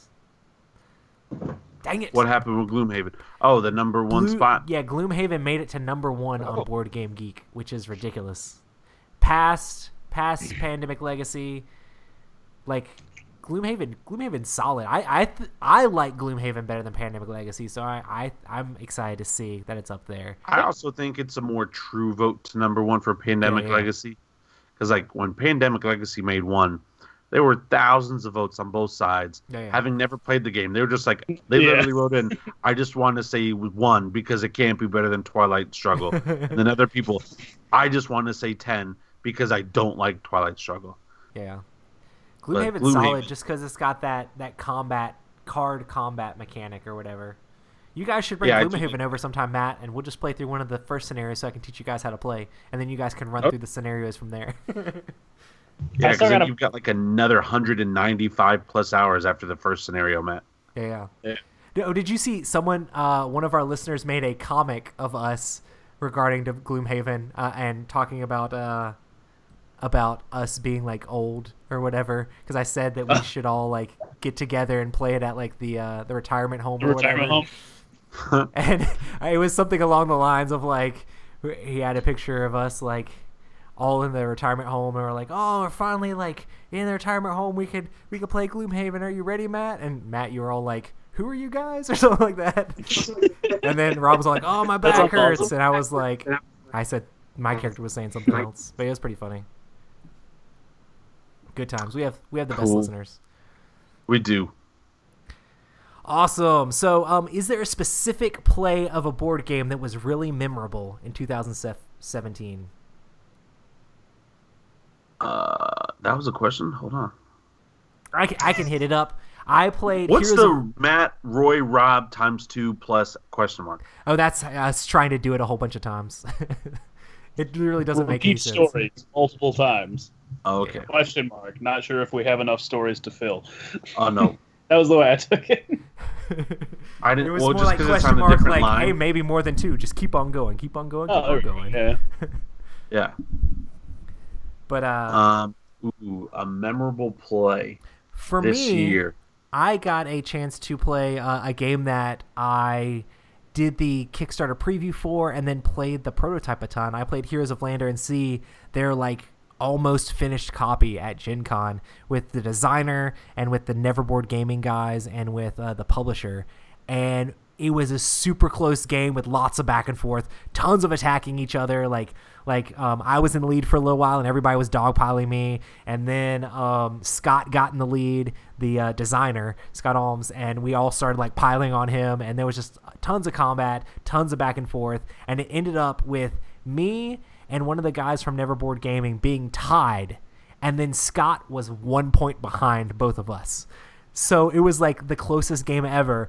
And then the tiebreaker is whoever has the most resources. So I had the most resources at the end of the game by like 2 food or something like that. So I won the game just barely, but I ended up winning a 6-player game of Heroes and Land Agency. That was also the first time I'd ever played at 6 players, and playing with the Undead faction and just seeing how the new factions work. I really love that game, and it was awesome to be able to play with the designers and the publisher. Hype! Yeah. Sweet. Did you guys think of any games? I will. Man. I was thinking about one for you guys that I didn't know if it was memorable enough, but there was a whole bunch of hype leading up to a certain game at Cool Mini or Not Expo of lots of threats. That's exactly what I was about to say. And making fun, and like for like months, Tim was messaging us on our Epic Gaming Night Facebook page, being like, dude, you guys are going to get dominated, and all that craziness. Yeah, no, I was actually about to say that, but not for that reason. So we played Blood Rage at Cool Mini or Not with Tim. Great guy.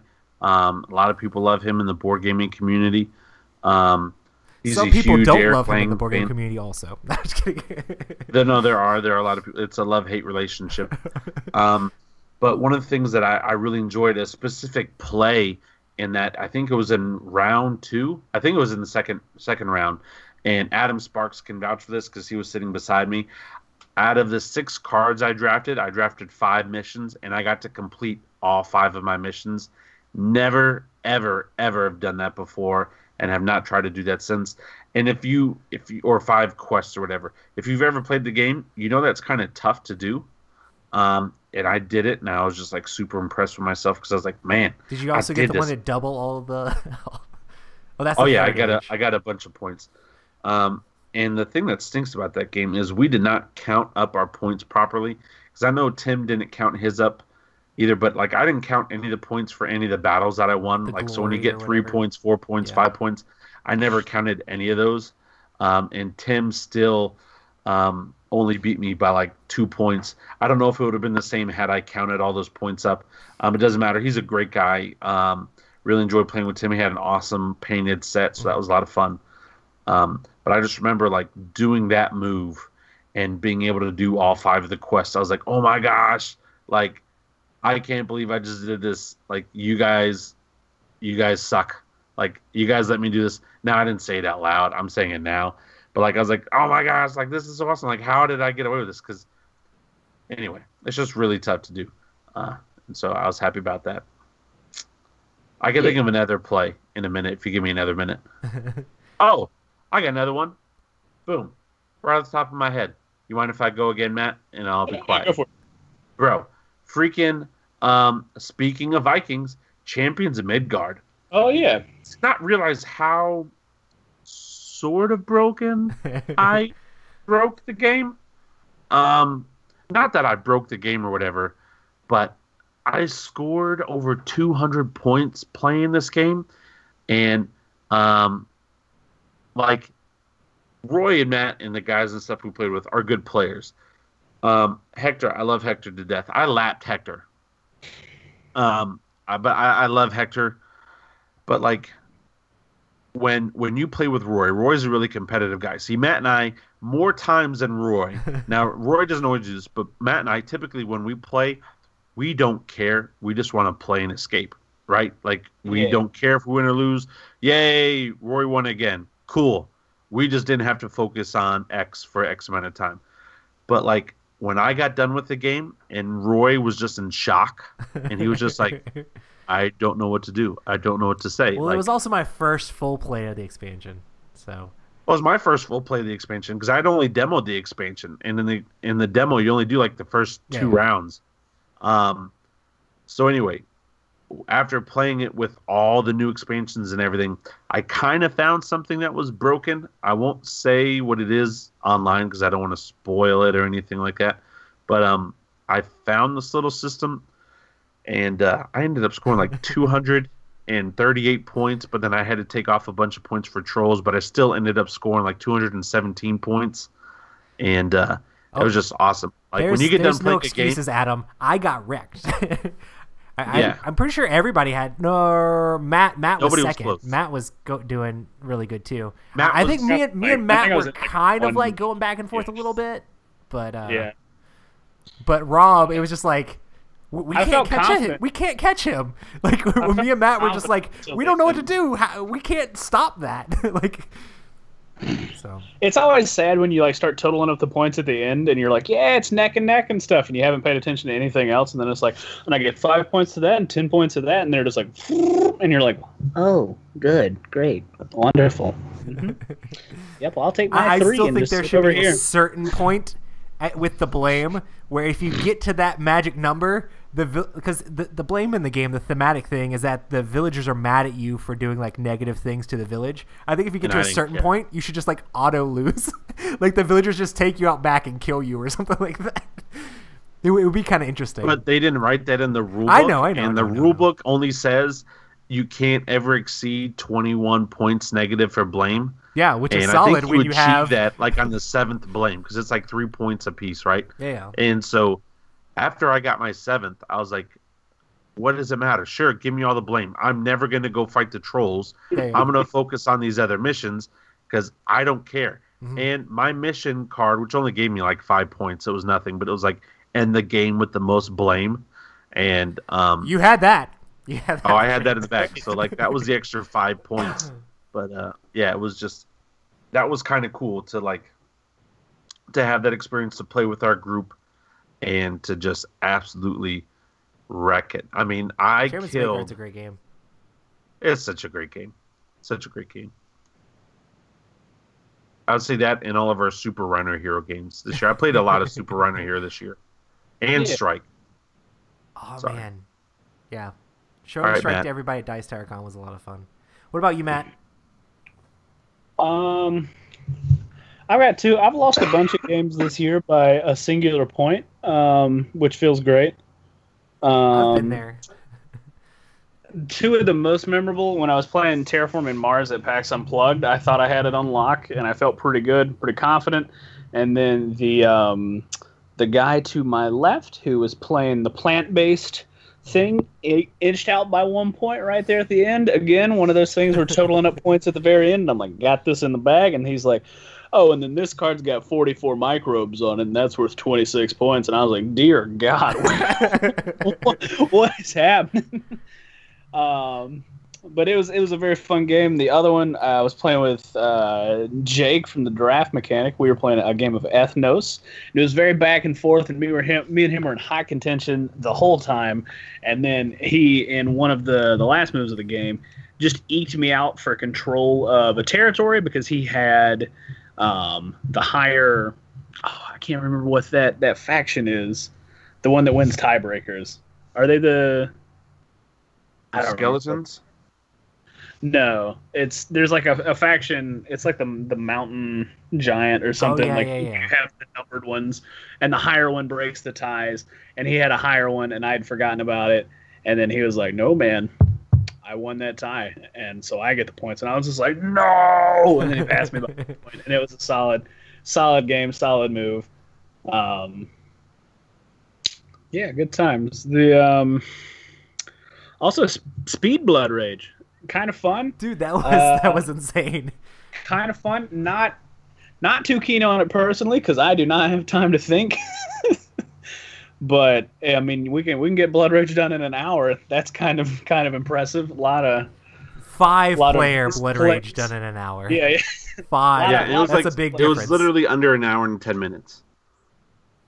Yeah. I mean, it wasn't the most optimized game of Blood Rage for me, but it was still a lot of fun. Lost by a lot. Like, not even worth mentioning, but yeah. Yeah, but it was fun. That was fun to see that happen. Some people were just grabbing random cards, I think, though, which is not necessarily good. But it was still pretty fun. Awesome. Awesome. So which game are you most sad that you missed out on in 2017? Is there a game that you wish you played that was out there that you didn't get a chance to play? All right, you go first. Give me a second to think about this. A game that came out in 2017 that I didn't get a chance to play? Yes.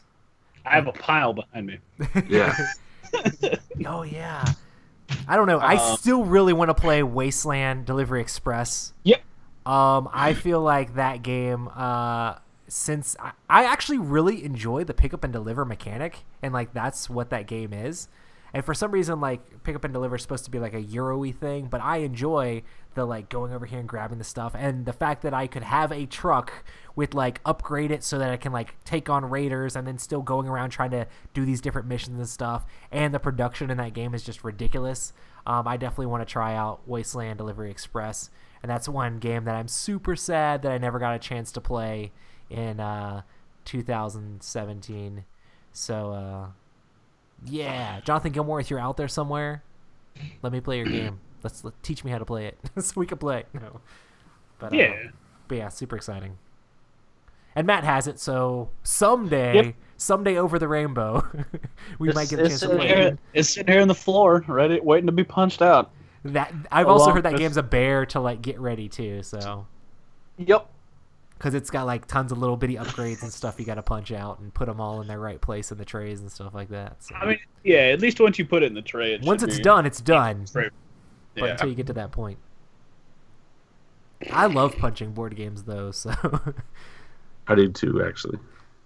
I don't mind it. I hate having that excess of like cardboard and plastic at the end of it, and I'm just like, I just need to go get one of the like contracting garbage bags yeah. that are roughly my size to throw all this stuff in. Plastic because you get all these giant games. You've got Gloomhaven and all these giant things that are just going to have tons of stuff. Save the cardboard. I'll take it. Oh, really? Okay. I mean, the plastic I don't burn, but the cardboard is great to like start a fire in the fireplace. It's like it's thick enough where it just doesn't burn so quickly, so it's like good, kindling. It's good kindling. Yeah. So hey, special use for your board game. I always save all my punching stuff for kindling. Use it for kindling. Just make sure you don't leave a chit on there once you throw it in the fire, because that'd be real sad times. Cool boy. That happened when I was punching out First Martians. I was just like counting up the things, and they have that thing at the front of the book where like, hey, these are all the pieces you get, and I'm like, all right, cool, yeah, everything's great. I should have 7 of these, and I have 2. Where are the other 5? And then I'm like digging through a trash bag, and I'm like, oh, here they are on the corner. I just completely missed them. That would have been terrible. Yeah. I'm very like meticulous about when I punch out a game. Normally I'm like by myself. I have all my little Ziploc bag things, like arts and crafts bags that I put all the tokens in. I'm like, these are ready to go for me to put the tokens in once I punch them, and got these, and like punch them all out and make sure to put them in the bag so they're all safe. Make sure to organize it in the box properly and be like, okay, this game will be ready to play someday. Yeah. But yeah. Nice. So, what about you guys for missed out games? Let's see. Photosynthesis, Crosstalk, Wasteland Delivery Express, Charterstone. I bought the Arctic Scavengers game that came out a while ago. I haven't played it. I kind of want to, but I need to once again learn it like everything else. Let's see. Werewords. Werewords is cute. I enjoyed it. It was fun. And let's play. 2 that I'm like super I really want to play is Professor Evil and the Citadel of Time. Yes. Yeah. I want to play that just for the title. Mm-hmm. Yeah. And I also want to play The Godfather, just entirely because Rob has been hyping it up like so much. So I would like to play the final product of that as well. I'll tell you, it's up there with Champions of Midgard for me. I think Champions is just because I like the dice and stuff in Champions, but I like if you were to pull out The Godfather, I'd play it every time. Nice. All right. Yeah, like it's a fun game. I will say for me, I'll just wrap it up into one game. Because you guys have already mentioned a lot that I wish I had played too. But I'm really kicking myself for not playing Bunny Kingdom. I own it. A lot of people have talked great things about it. I love Area Control. I love minis, and this has got a ton of minis, even though they're little rabbits. Still, it's so cute to me and so cool to me. I'm really upset I haven't played it. And that's Bunny Kingdom by Yellow Games. It just looks like one of those games I think I'll really enjoy a lot. And so I'm mad that I've not played it yet. I definitely plan on playing it, hopefully sooner than later. But that's like my big disappointment. Nice. I thought Lee was going to learn that and teach you how to play. We ended up playing Harry Potter, which we had a blast too. playing Harry Potter, but his daughter wanted to play a game, and she was like, hey, let's do Harry Potter. And I loved it. I ended up buying Harry Potter like before we were done putting it away. Such a great game. It's my favorite legendary style game, like with the cards and stuff, just because I'm a big fan of the IP and I like how it grows and builds and stuff like that. So like it was a good compromise because it was like great. Like I got to play a game that I really liked and that I've been wanting to play. So yeah, we were supposed to, and it never happened. Trevor in chat saying that only 18 of his games never got played. For Trevor, that's actually a very small number. Because he gets a few games. He also gets a lot more chances to play games. Wow, that is a big deal. Nice. Awesome. You know who also didn't get played? Clemson didn't play in their recent football game that they lost. It looks like they just showed up, but I don't know if they played. That's sort of what the Panthers did on Sunday too. Yeah, I mean they were there. They're like, "Hey guys, we made it." Oh, but we forgot our equipment on the bus or something. Like that. Oh no. Sports. Yeah, ball. Panthers are out of the playoffs now, right? No, they're still. They were just. If they won, they would have gotten. I think a bye week. Oh, okay. They would have claimed the division, but now they have to like play round one. Yeah. So. It is not a rebuilding year, Trevor Roberts, for the Clemson Tigers. Shut up. A rebuilding year, bro. I love it. I love it. Anyway, we're not talking about college football. This is a gaming podcast. And that's one thing. Well, let's go into the future football now. It's 2018, believe it or not. And it is crazy. Wait till you have kids, man. Time flies so much faster. Yeah, it's ridiculous. So let's talk about what we think is going to be coming up in 2018. What game are you most looking forward to play? Guess won't be coming up in 2018. Me having kids. Hey, too soon. Topical joke. Much like the cream you're going to be using for a while. I'm actually the most excited game. I'm excited to play. Only reason I'm not saying Joan of Arc is because I don't think Joan of Arc is coming in 2018. It's too much stuff. If it comes in 2018, that would be awesome. I'm really excited to play Rising Sun. Yeah. And I'm excited to play with like the full map and all the monsters and stuff. You two have been able to demo it. I haven't had my chance. The one time I tried to get a chance to demo it, they were like, yeah, we're not demoing it right now. Yeah. So I was like, screw that. Great. But I'm glad you guys got to play it. And I'm glad you guys played it and you both were like, yeah.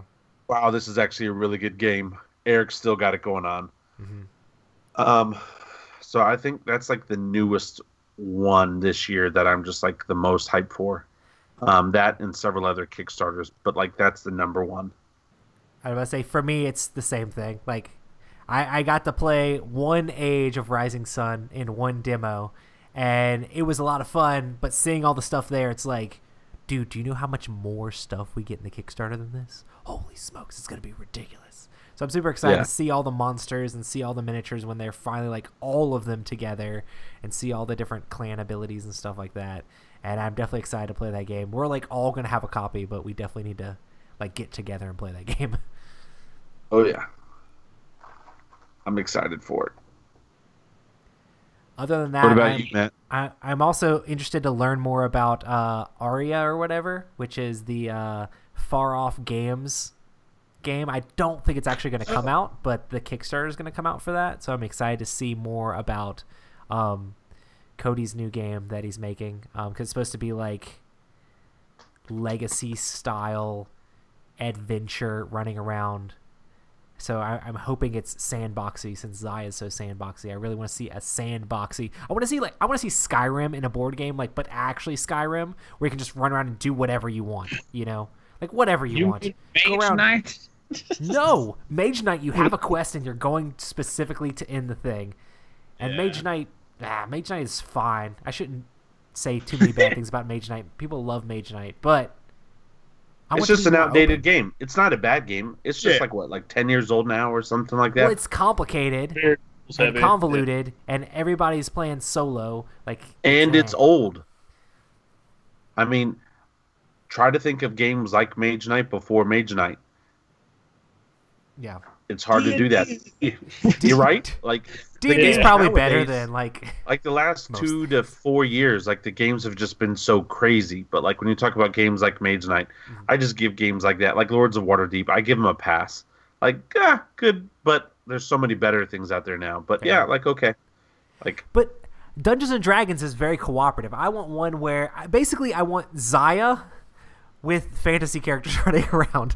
I want to be able to run around and grab my weapons and stuff. Dungeons and Dragons is cooperative? You wait till I am the game master and you guys play Dungeons and Dragons.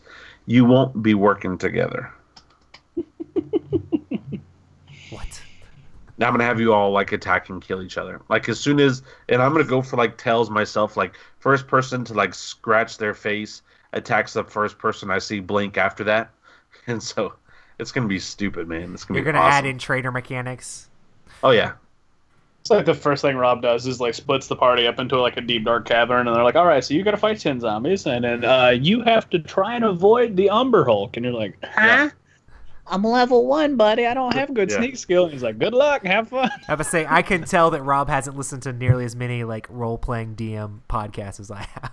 Nope. I just have a lot of weird, crazy fantasy dreams, and I just want to take them out on you guys. I don't know that's what makes a good DM, Rob. I think that's it. Well, you know what? It'll be a fun one shot or a fun 3 shot.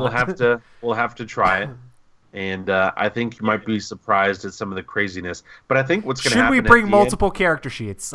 At the end of the game, there's going to be laughing, there's going to be crying, but we're all going to come together and love each other more. That's what's going to matter. Is you're going to find things out about yourself, Roy, you did not know were there, and we're going to work through it. And it's going to be beautiful. It's going to be great. Nice. And, never mind. And then we light our character sheets on fire and run off into the darkness. Naked. Just crazy. Hype. Awesome. What was I the don't question? even know where we are. What game are you looking forward to? Hey, Matt, what game are you looking forward to in 2018? Lost in Space. Don't even have to think They better come out with it, man. That's the game. What was it like? Like Rising Sun's super hype and stuff, and it's Rising Sun, but the fact that it is prospectively coming out is yes, absolutely. This is the game. The game to end all games.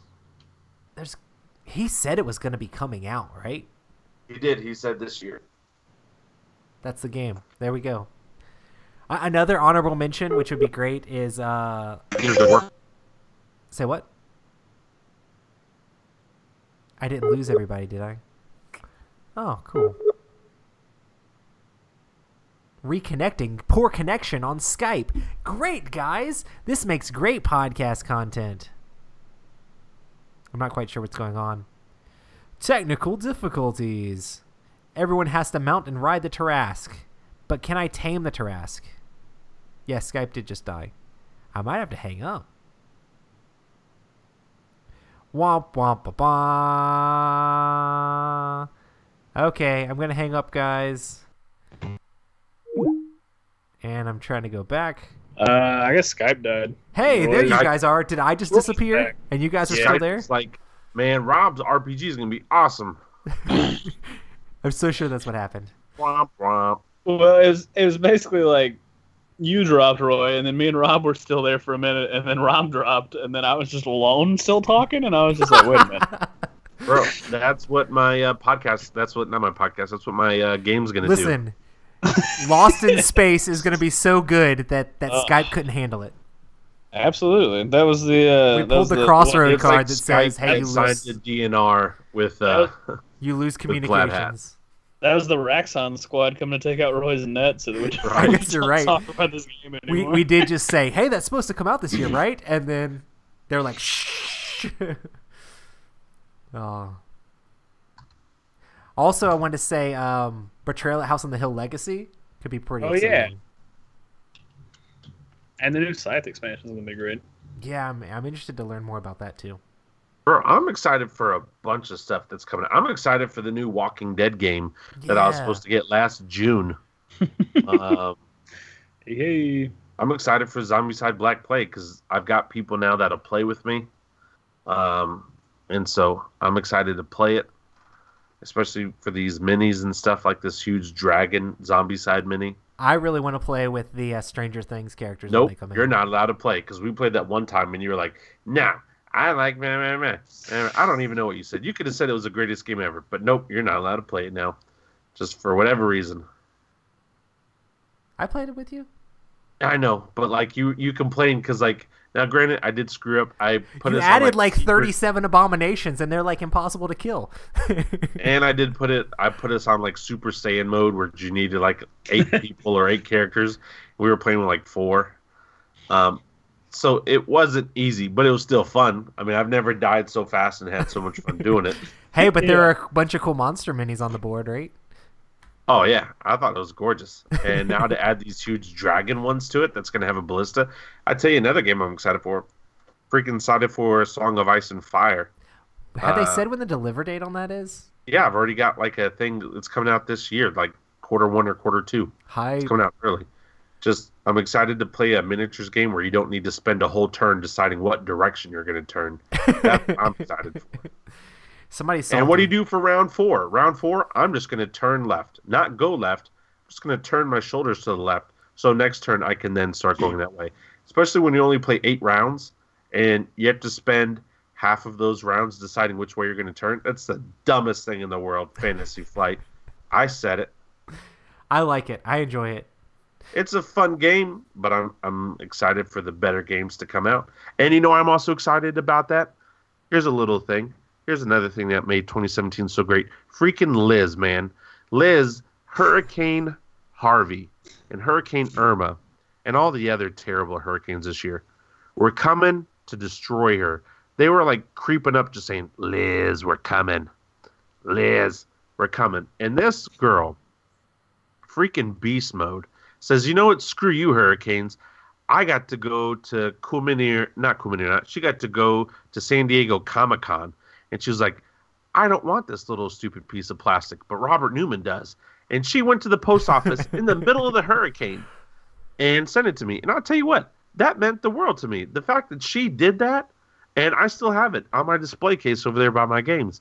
And I was like, that is so awesome. That's why Song of Ice and Fire, on top of it being a great game, but every time I play that game, the first thing I'm just going to say Liz. And people are going to be like, what are you talking about? No, nothing. You don't know what I'm saying. I'm just going to say Liz. Just boom. So I appreciate you, Liz. That's why that game is better. And for the fact that the rules are better, the components are better, the play is better, and everything else is better about the game. Anyway. Says the guy who hasn't played it. No, I'm just kidding. It's pretty good. It's pretty good. Liz, you're better than Kevin Costner in The Postman. However, that's one of my guilty pleasures. I really did like Kevin Costner in The Postman. I feel like Postman, is just better than Kevin Costner because I feel like there are so few Kevin Costner movies that are actually decent. Hey man, Field of Dreams, it's a classic. True. And Waterworld is all right. No, Rob hates Waterworld is almost like we talked about that last time. I like Waterworld. But I also haven't watched it since I was like kid. The world. But man, Kevin Costner, I don't know if he got acting gigs. Let me be real. Dances with Wolves, Tatanka. That was another good one. I like his like older, like actually good movies. Waterworld turned into like Robin Hood and like bro, I actually like Robin Hood. That's another guilty pleasure. With Morgan Freeman and that girl, and all this stuff going on. Yeah, man, that was movies that are you watch because you know they're goofy. And had Christian Slater in it, bro. Professor Snape was the sheriff of Nottingham. Bro, that Robin Hood was the jam, man. Freaking Morgan Freeman, this Arabian guy, and the kid's like, well, why did God paint you black? Because I'm special, kid. Boom. Hits the kid. No, he doesn't hit the kid. But still, man, it's just such a great movie. And then Christian Slater ends up being Robin Hood's brother. What? Spoiler alert. Even though the movie's been out for like 30 plus years. I feel like all those movies are basically just like watching John Wayne movies because it's just Kevin Costner is Kevin Costner, but just with a different set of clothes on. Yeah. Oh man, good. That's what I love about this show. Like we can go on these like little tangents. About Kevin Costner. Is that going to be the trend for 2018? We're just going to talk about Kevin Costner? I don't know. I want to check out how the economic resources of Greece are doing.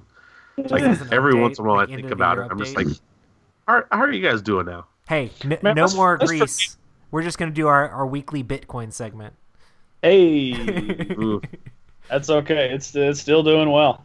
I'm waiting for the crash. I really am, because that's the time to buy. You know it's a big deal, though, when the governments in the world are now starting to talk about it. Like, over this past, like, holiday break, I've heard more conversations with news organizations and with people that I love and respect in and outside of the media actually talk about Bitcoin and cyber currency. And, like, it's the beginning of a new financial trend. And that's kind of crazy to, like, be at the first stages of it. Like, it's like, okay, like, the wow. First stages were like a long time ago.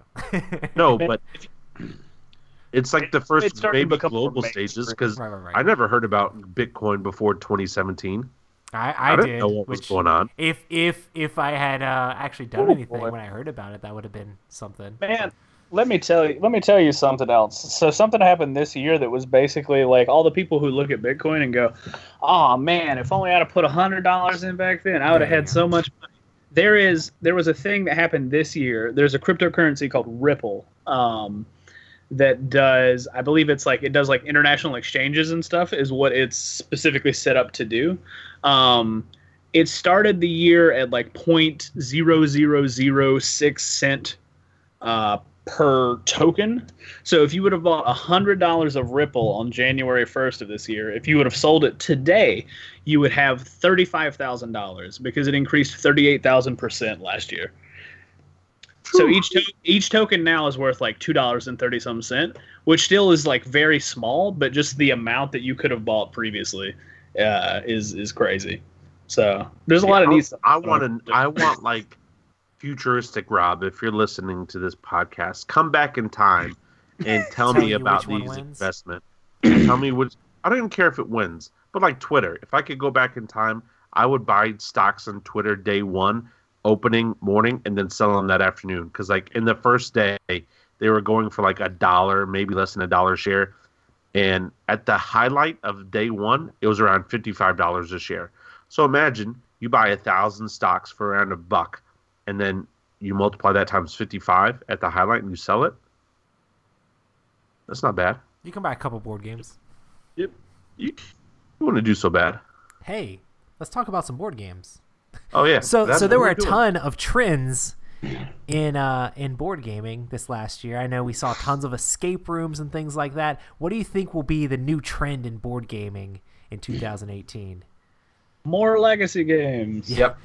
Maybe not necessarily legacy, but definitely scenario, you know? Or legacy expansions, like Scythe is now coming out with a legacy expansion. Everybody's trying to scramble to be on that bandwagon of what Pandemic is doing. And I think I said that last year. I said more legacy games will come out this year.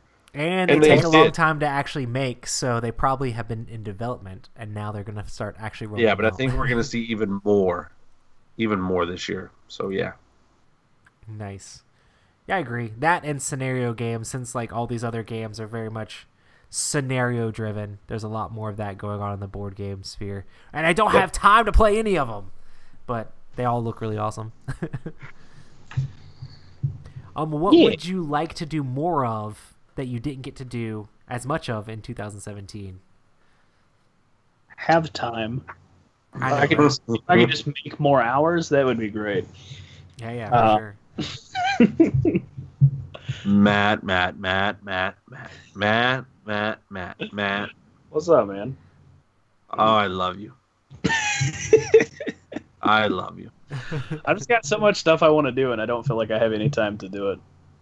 And then when I do the stuff that I want to do, I feel like I've wasted that time because I could have been doing something else. So I'm just constantly second guessing myself forever. Matt. It's so good.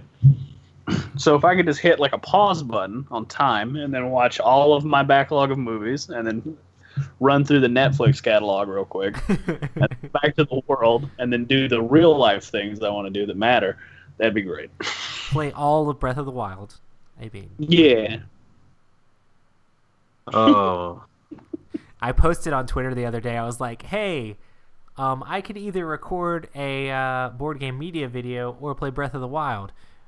We all know what's going to happen here." So I did a little bit of editing, and then I'm like, "Okay, Breath of the Wild time." You just shoot a video. I can't even imagine what it's like to play something Wild like that time. in VR.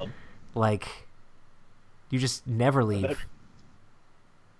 It's kind of amazing when you're walking around Skyrim and you look up and yep, there's a dragon flying over my head, and like you turn around and like you're in the world. Like the graphics aren't as great, but it's just like in the demo games the graphics are a lot better. I think it's because they're not as big. Yeah, but yeah, like yeah. when you're in Skyrim and you're walking through Skyrim and like I was playing yesterday.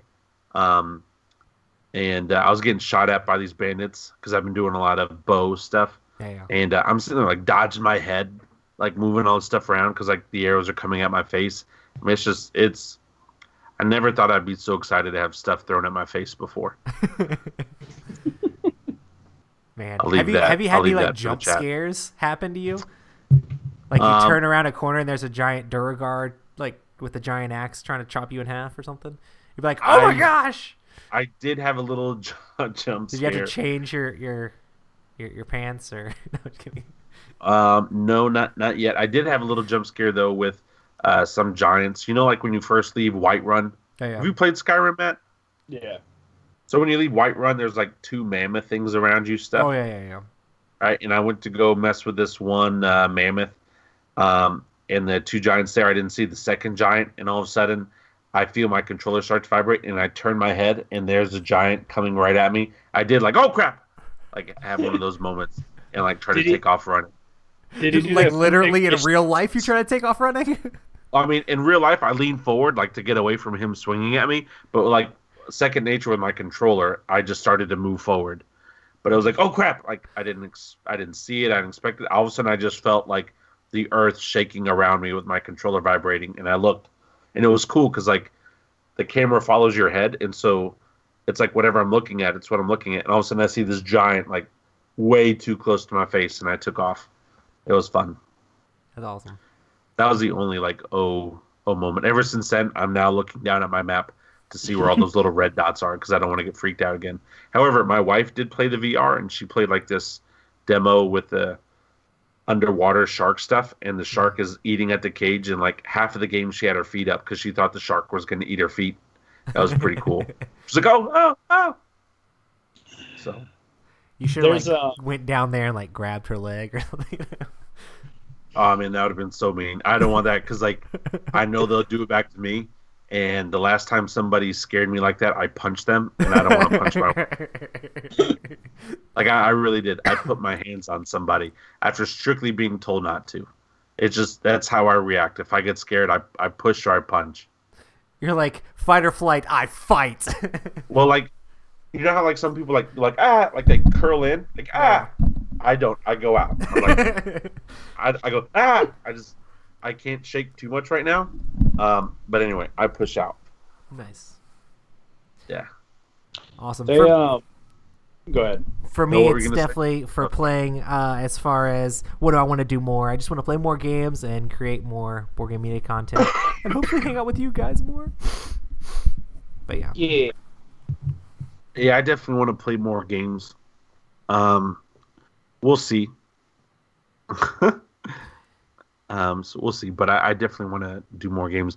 I got a lot of big stuff though going on for my life. 2018 is going to be a very exciting year personally. Oh yeah, for sure. So I'm gonna try to play more games, but just it's different now that the baby's here. It's like no longer like the baby's coming, like the baby's here. So it's just a lot of work and running a family business and taking over a family business and all that stuff. So it's fun. It's exciting. I'm excited to do it, but it's just like, do I want to provide for my family or do I want to play this board game? Yeah. So, anyway, but I do love board games, and I love you people. Oh. Hype. What conventions do you plan on attending this year? Ooh. I know it's still up in the air for us. It's like there's a couple I'm pretty sure I'm gonna be going to, or that like I know I'm gonna go to Mega Moose Con. Yeah. I'm gonna try to go to some like local like tabletop day conventions and stuff like that. Right. And like when they have the Mace in Kernersville or whatever. I definitely really want to go to Cool Mini or Not. I enjoyed it last year as my first experience. I know now though to expect to only play Cool Mini or Not, but they've blown up their portfolio of different types of games, so I'm fine with that.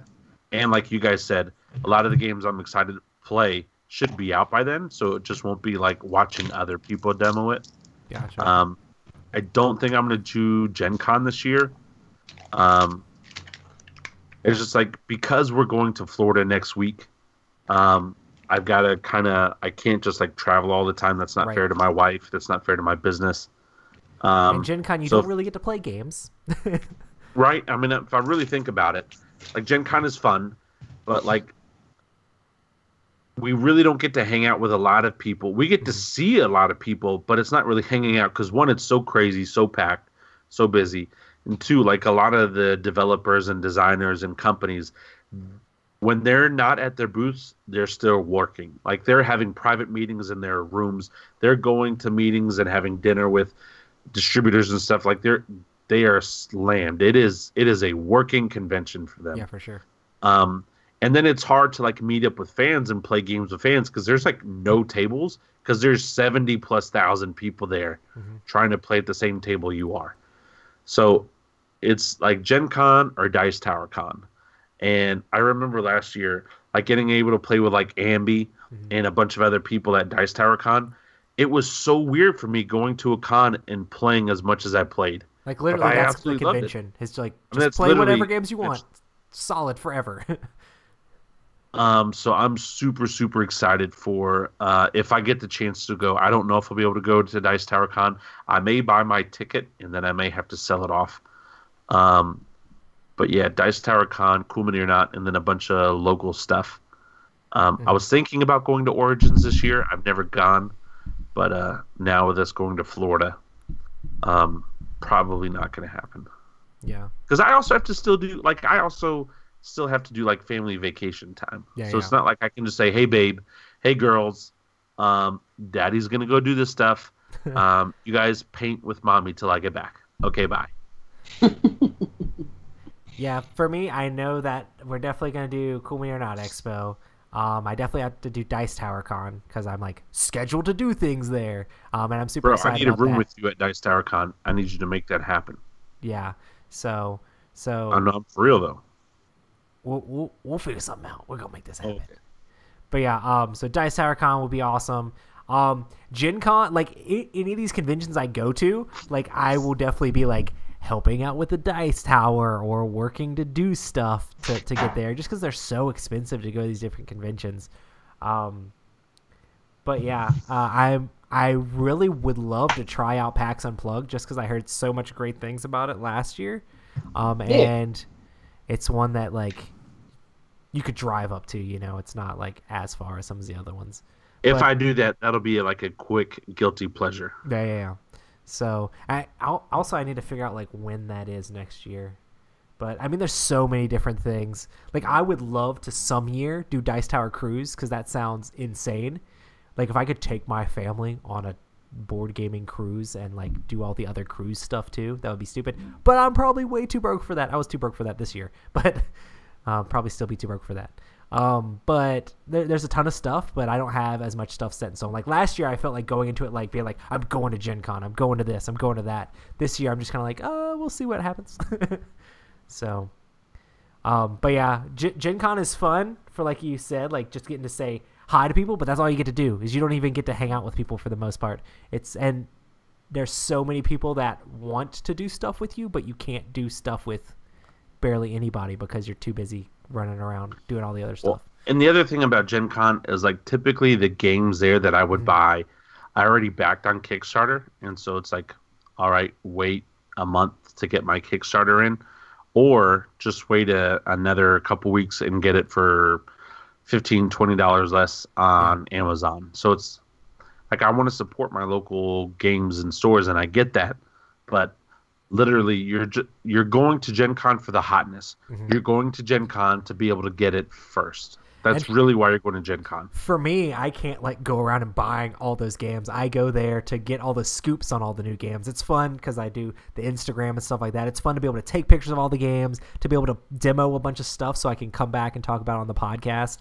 Like when I go to Gen Con, it's not to play games with friends or hang out with people as much as I would. I'm like running from place to place trying to like get as much content that I can cover, so I know about the new game of this and the new game of that, and hey, I saw this, and hey, I took a picture of that, and hey, I got the scoop on what's the newest thing from such and such publisher.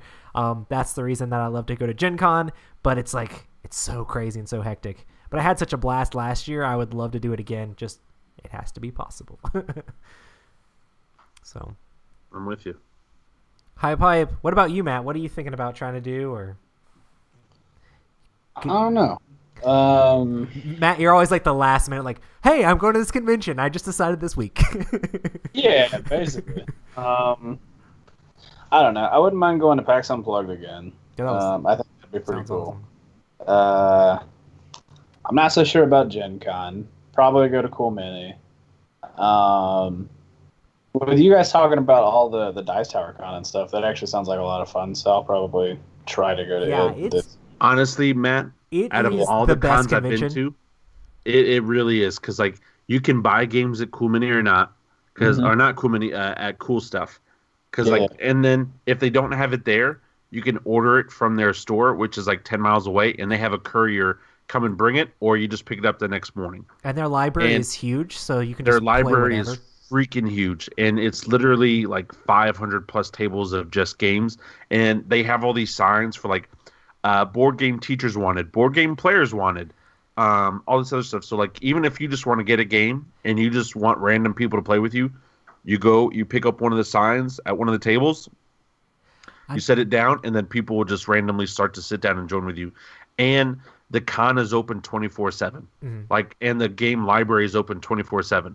So if at 3 o'clock in the morning at the witching hour, when you get like those late night munchies, if you want to go walk it off and play a round of Super Rhino Hero, you can go do that. And like, another thing I love too is that like it's just a sea of tables, like tables, but they all are like they're numbered and like lettered like A's and A1 or A2, like Battleship style or whatever. And you can just like, if somebody's like, hey man, where are you at? You can just tell them your table number. You're sitting there playing a game, and it like makes it really easy for people to find you. Q19. Okay. They just I know exactly where that is. I'm going to go there right now and find you. And then are you in room 1 or room 2? Because like there's 2 huge rooms of like hundreds of tables. Yeah, so whenever I texted someone to ask them where they were, it was really easy to find people. Like, they just text me back and like, hey, I'm here. And I'd be like, okay, cool, walk up and see what they're doing, see what they're playing. So it was fun. You're less than a mile away from Disney World.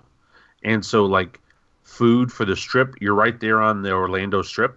So, like, food is great. The options are great.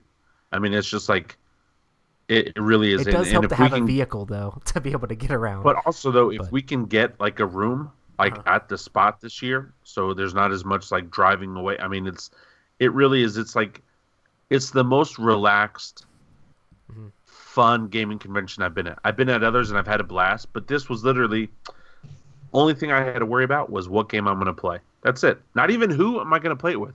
Just what am I going to play? Yeah. It was funny because there were like so many people that like I was acquainted with. There was a ton of people from Favorite Game Friday there, which is a blast to hang out with, and tons of designers and stuff there. So literally there was just like bunches of tables together where I knew multiple people at like all these different tables. It was really cool. People we've had on the show, lots of people that we've seen around doing different stuff. So it was pretty exciting. So yeah. Dice Tower Con is definitely a must for me. Oh yeah, and I'm not just saying it just because like we're going with these guys next week.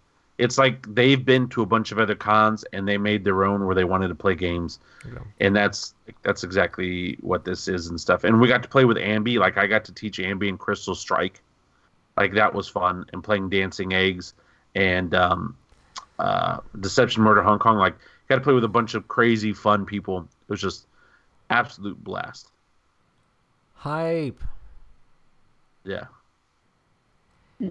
Nice. Yeah. So do you guys have any gaming resolutions for this year? Play everything I own or get rid of it. Yeah.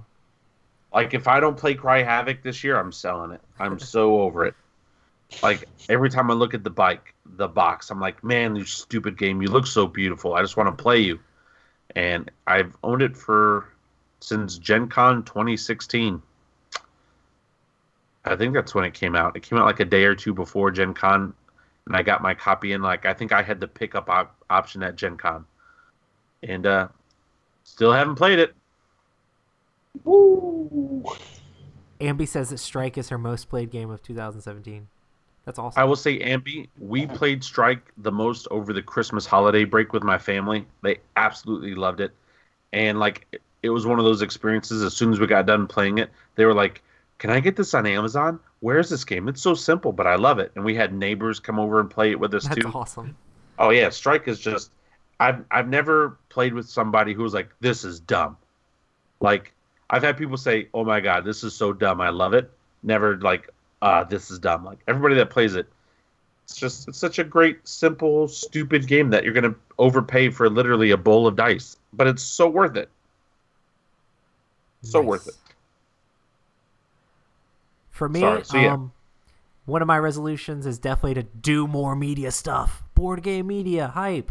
Also to try to get more game days or game nights happening again, because it's been sparse. I played with family and stuff like that around here and there, and played with people during the day, but it's really hard to get games in. So trying to get the band back together or something would be cool, or make something happen. So playing more games, Yeah. and all that stuff. What about you, Matt? Is there anything specific? I know you've got a ton of games that you want to play too. Yeah, I've had like a really strong wanderlust that's just come over me last year. So I just want to like travel and do stuff. So I don't know what I'll be doing, but we should make a resolution to play our epic game of Rhino Hero with multiple copies of the game. Like three different versions of the game. Like I'll sticker mine if you guys want to make it happen. Yeah, man. Yeah, I would do something like that. I think that would be amazing. Yeah. Awesome. Cool. Well, I guess we'll wrap this thing up. It's been like 2 hours. We want to say thank you to all the amazing listeners for this entire year. It's been a blast getting to interact with you guys and hang out with people in chat, hang out with people at conventions, do all sorts of amazing stuff. 2017 has been great for Epic Gaming Night, and we're super excited about 2018, just doing more of the same, hanging out, talking to all sorts of different people on the podcast, and just getting to know you guys more, and try to come up with some more crazy stuff we can put out there for you guys in the new year.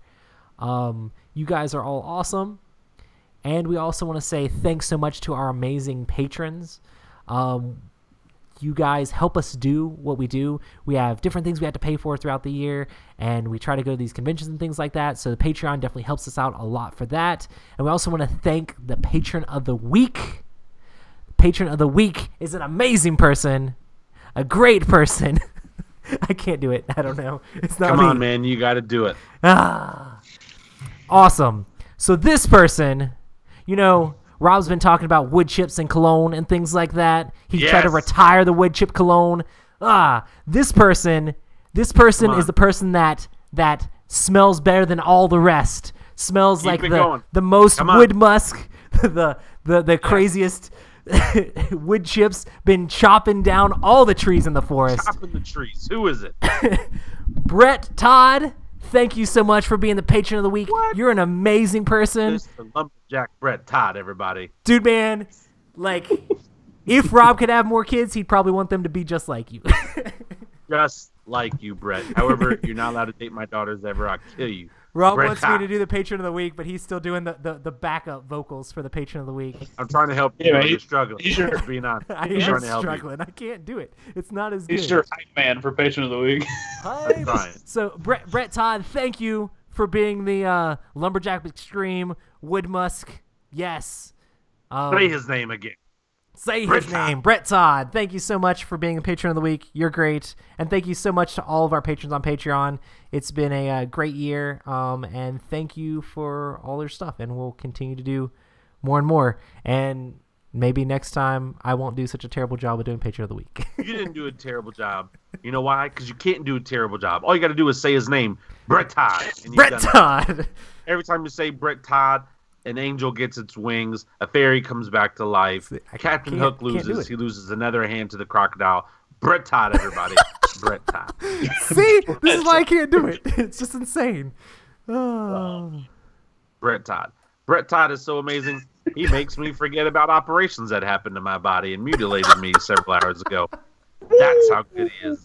Brett Todd. You guys are Brett awesome. Todd's so great. With every step I take upstairs in pain, I'm just going to say Brett Todd. Take one more and keep going. Yeah. Nice. I don't know about all that, Adam. Don't know about all that. I don't know. Yeah, I'm not going to say that online. But yeah, if you want to support Epic Gaming Night, make sure to go to patreon.com/Epic Gaming Night. And yeah, make sure to You guys check are us the out. best. Make sure to check us out on Twitter and Instagram. And we're always posting things we're excited about. I've just posted like my top 9 pictures from Instagram and a bunch of different Yeah, how pictures. do you and do stuff like that? There's like a website. You just have to look it up. But it like shows the ones that you have the most likes. Dude, we had a ridiculous... I had over 900 posts on my Instagram this year. I'm not sure what that equals out to a day. Matt could That's probably more do the than math real quick. That's like almost 3 a day. Which is pretty ridiculous. That's mostly like Gen Con and stuff like that, where it's like Yeah. 7 a day. but yeah. Hey. And then there were 190,000 likes on our posts on our Instagram this year.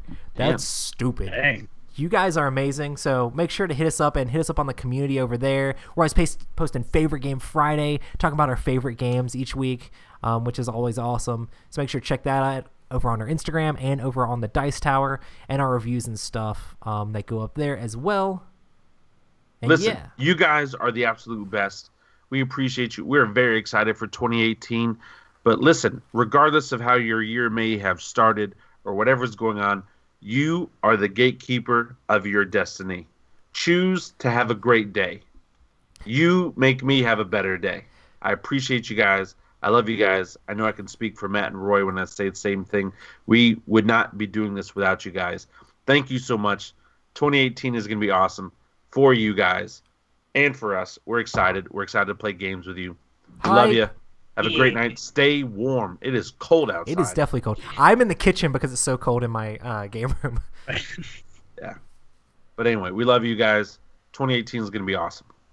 Awesome. Thanks so much, chat. You guys are amazing. We'll see you next time. Peace. Peace. Hi. Hi, Pipe. Bye, Adam. What's TPK? Total player kill. Oh, is that what it really means? Yeah, it's a D&D term. Oh, man, I'm totally going to kill everybody. Right. Don't even talk to me cold about Carolina boys. Listen, man, it was like 8 degrees at one point today, or like with a wind chill factor of like under 100. Here's the thing, Adam, is it's cold, but there's no snow. I'd want it to be snowy. There's no snow. It's just cold. I don't want snow. Because I want snow. I love snow. Adam, It's you just keep the cold snow. To be a We don't jerk. want the snow. It's like, hey, man, I'm just going to be cold. You can't do anything about it. Just crisp. All right, guys. Well, I'm going to go play more Zelda Breath of the Wild. You guys are amazing. I'm going to go